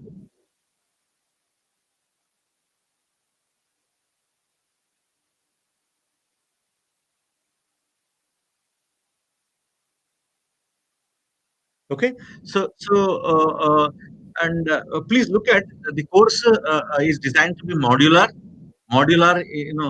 and then I will focus only on this part. How did we translate this multidisciplinary? How did we translate this multidisciplinary? For us, we translated that multidisciplinary into our classroom context, into learning experiences context by choosing problems where solution is a mechatronic system. And typically, a mechatronic system has, a sensing, actuation, and control. Sensing, actuation, and control. You have electronics there, you have mechanical there, and you have control, both electronics as well as programming. So electrical, electronics, computing, programming, mechanical, all these things. We brought in the dimensions of ethics and sustainability into every project that they did, because it is problem based, project based learning pedagogy that we used. That's how we we built this, we designed this course. We designed this course and packaged it, and this is what is, some artifacts students built as part of the course. And highlights is, it is core design. Please know that 14 teachers from 7 disciplines of engineering, they came together and did this course. And it was a team. It is a team teaching. It is not one teacher teaching 60 students. It is instead 4 teachers helping students learn, acting as facilitators and enablers. This was our first team, and this was the latest team. And we follow PBL pedagogy, project-based learning pedagogy. Active and collaborative learning practices are used here. I'll just go to PBL approach that we follow. I told you, right from need statement to carving out problem definition, meaning from the given interacting with for the given need statement, interacting with stakeholders, and then collecting the the data from them, and identifying objectives, functions, and constraints, and defining the problem in using technical words. Please look at this. The top one need statement is a statement given for using which we help students in a structured way to identify how can they identify objectives, constraints, and functions, and that's what they are able to write the problem definition. So 8 to 10 teams get same problem, the same need statement, but then their problem statements will be different because their context will be different, and then they generate concepts. Please know here, we insist that students develop at least 4 concepts, um, 4 alternate concepts till PUC. It is well ability. It is the focus has been on solving well-defined problems. Speed and accuracy only are the success parameters, whereas here it is near work pre-authenticated problems and promoting innovation. When we asked students to come out with 4 solutions, it was very difficult. They used to agitate. They were not able to think. So we introduced what is known as morph chart, and by changing context, functionalities, constraints, we told them how they can come out with innovative solutions. It requires a lot of efforts, but it is worth trying. Look at them. And then selection. And selection is not based on what you like. Selection has to be well-informed decision. That's where we introduced how selection happens in a professional environment by exposing them to pairwise comparison chart, and then they do the product architecture, by drawing the function tree, clustering the functionalities, they identify the cluster, subsystems. Then they identify the interaction between subsystems. Then they draw the geometric layout. In this particular exact case study, which I am displaying for the wire cutting and stripping unit, wire storing and moving unit, and user interface. These were the 3 subsystems identified, and then they start building prototype. We introduced agile practice here. Why? Because uh, we did not want any of our students to fail at the end. So when you insist on incremental delivery, nobody fails. Everybody will have some part working. There is education and there is business. Both perspectives are brought into this. So look at, they do solid modeling, they do electronics, write program and build the unit, test it. Unit testing they do. In the second sprint, once again they follow same modeling, electronics, computing, and they write the program and then do the unit testing and then integrate it with the previous sprints output, and then do the regression testing also. Then sprint 3, and finally, this is what they produce. And then what is it we do at the end? There is no written examination for this course.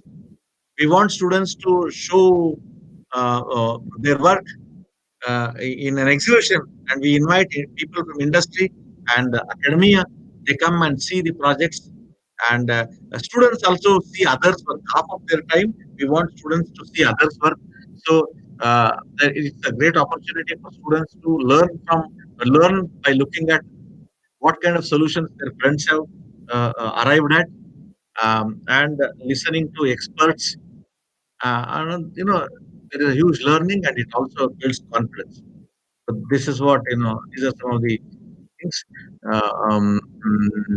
These are some of the examples. These are some of the artifacts. So to ensure student project success, we have guiding templates, periodic reviews, project clinic, tinkering lab. It takes a lot of time for me to speak. If I continue to talk, but then that's what we did. So you will see here in all the 4 case studies that I mentioned, you will see whatever whatever multidisciplinary approach that or interdisciplinary approach that NEP is saying, you will see its aspirations being attempted in a methodical way. But all of you please know here, these are case studies at course level. These are case studies at course level. But then there are institutions like Olin, there are institutions like Aalborg University, where and there is one Australian university, there the entire program itself is project based. Entire degree program is project based. Where they have become gold standards in PBL, friends. They have become world leaders, benchmarks, global benchmarks. So there is my only suggestion to all of us is when we are implementing NEP, we have to move little deeper, go beyond those 66-page documents, look into how it has to be interpreted in the context of engineering education, how it has to be assessed so that it becomes acceptable from the perspective of Washington Accord, and then develop a good understanding. Look at international best practices, collaborate with industry, and then create the learning experiences in the form of courses and project sprints. So that is all I wanted to share with you. And one of the questions that I thought I should answer is, how will NEP accommodate interdisciplinary learning in a better way? This is one of the questions I picked up. See, there are three people involved in this. First is state, the government. The central government has already, through its vision, communicated to the entire country of how to transform education. Clearly, boldly, it is stated in NEP 2020. State has already done that, and then it has engaged with, the central government, and it has already engaged state governments in implementation. Our government of Karnataka is doing everything that is required here. And then what does higher education system should do? Or what should our higher education system do? When I say higher education system, I'm referring to universities. They have to do appropriate regulations, bring in changes in regulations, create enabling environments, promote collaboration with industry and others. That is the responsibility of higher education system. Then what should faculty do? Open mind, innovative mindset, a good understanding of the opportunity and challenges, looking out for best practices, and then designing learning experiences. It requires a lot of efforts. We need to go little deeper. Surface level thinking is not okay. It calls for commit. Your skin has to be in the. It is not your skin. In fact, a pound of flesh has to be given. Only then it will be implemented. This is what is my answer to this question. So thank you for patient hearing, and this is my contact. Yeah, you proved that you're a teacher. Thank you, Joshi, sir. Thank you, sir. this is what teacher is. Everything they will bring it to the play, plateau. So this is I think what I enjoyed. Good. It's not just telling what it is there. How to do it is more difficult than what it is written. Policies are always, implementation is not an easy task. So I think both of you have done, in terms of governance, in terms of, implementation, role of teachers, role of faculty, role of everyone. Mindset. Last word is mindset. Unless we change the mindset, nothing is going to happen. So I preferred sharing experiences, sir, than Case studies. This is what every teacher should do in the class. Yeah. They don't do. Thank you, Professor. Thank you, Professor. Professor Karsidappa, I have a special relationship with Shiva Prakash. I cannot tell you now. I will tell you outside. Sure, sir. We'll share it. Yes. And secret will not be told in the public. Yes, we can't share it in public. But we have made all of them to know that there is a secret. Some secrets are open, some secrets are secret. Excellent, sir. Yeah. So I think at the end of this, I think we have definitely spent a very fruitful time. I think my colleagues will take it forward. So over to Meghana, madam. Thank you, sir, for providing information on holistic and multidisciplinary education. Thank you so much. I request Professor S.L. Deshpande, Tech Web Coordinator, VTU Belgavi, to propose the vote of thanks. Thank you, Madam.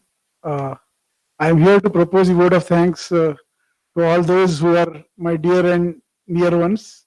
I first of all propose vote of thanks to my Vice Chancellor, Karisidba sir, who has been vocal and explaining us about how we will be able to, how institutions should be able to take up NEP. And he has been such a visionary that during TechView phase itself, we have conducted 20 seminars, 20 workshops to all the house to do the hand holding for all the neighboring institutions, and we covered about 180 institutions where we tried to give them training on OBE and the importance of the importance of fundamentals of the fundamentals of the accreditation. Then, secondly, I would like to thank Professor N.C. Shivaprakash sir, who has been giving us the complete idea about the overall picture and the government's perspective and a bird's eye view initially and a roadmap in the later stages about how we can take up NEP and we will be able to implement it. And lastly, and not the least, Professor Gopal Krishna Joshi, who has been a very good friend of mine. We were colleagues for some time and we are close friends. I really thank you, sir. You have been always making small experiments and then trying to elevate them to a larger perspective. And I'm happy to see you there. I'm sure that under your able visionary, we will be able to take up NEP to the level next. And I request, and lastly but not least, all the Thanks, Desh participants. Babu. Thank you, Thank you, Desh sir. Babu. Thank you, sir. And lastly, not the least, we had about 150 questions. It was very difficult for us to take up those questions to all the three of them, and because in the limited time we have been able to cover up the largest ground covering questions we have been able to cover up. I really apologize to all the people who have taken efforts to ask questions. I hope most of the questions are answered. Even if you have any queries, please load them to us. Please throw them to us. We will be able to take them up in a different manner. I thank all the management. I thank our registrar Deshpande sir and all my TechWhip team who has been helping us in conducting all such events. Thank you very much. Thank you very much, sir. I also thank Meghna madam, who has been really working hard to make this event a grand success. She has been a backbone of TechWhip academic activities. Thank you very much. Thank you. Thank you all. Thank you. Video. We have privilege of taking e-food from Bangalore, both Professor Joshi and Yes, sir. Yes, sir. thank you. Wonderful. It Thank was you all. good. Very good initiative. I think it will now take off. You know, we have left the runway. I think let's go to 36,000 Let us feet. fly. And, find some. Let us fly, sir. Let us fly. Let us. Yes. Thank you. Thank Thank you. Thank you all. Thank you, Professor Joshi. We will catch Sir. up. Thank you. Yes, sir. Thank you very much. All the best for your assignment. Good luck. Thank Good you, luck. sir. Thank you. Thank you. Thank you. So, can I take a leave with the permission of all of you? Yes, sir. Yes, sir. Please. Yes, sir.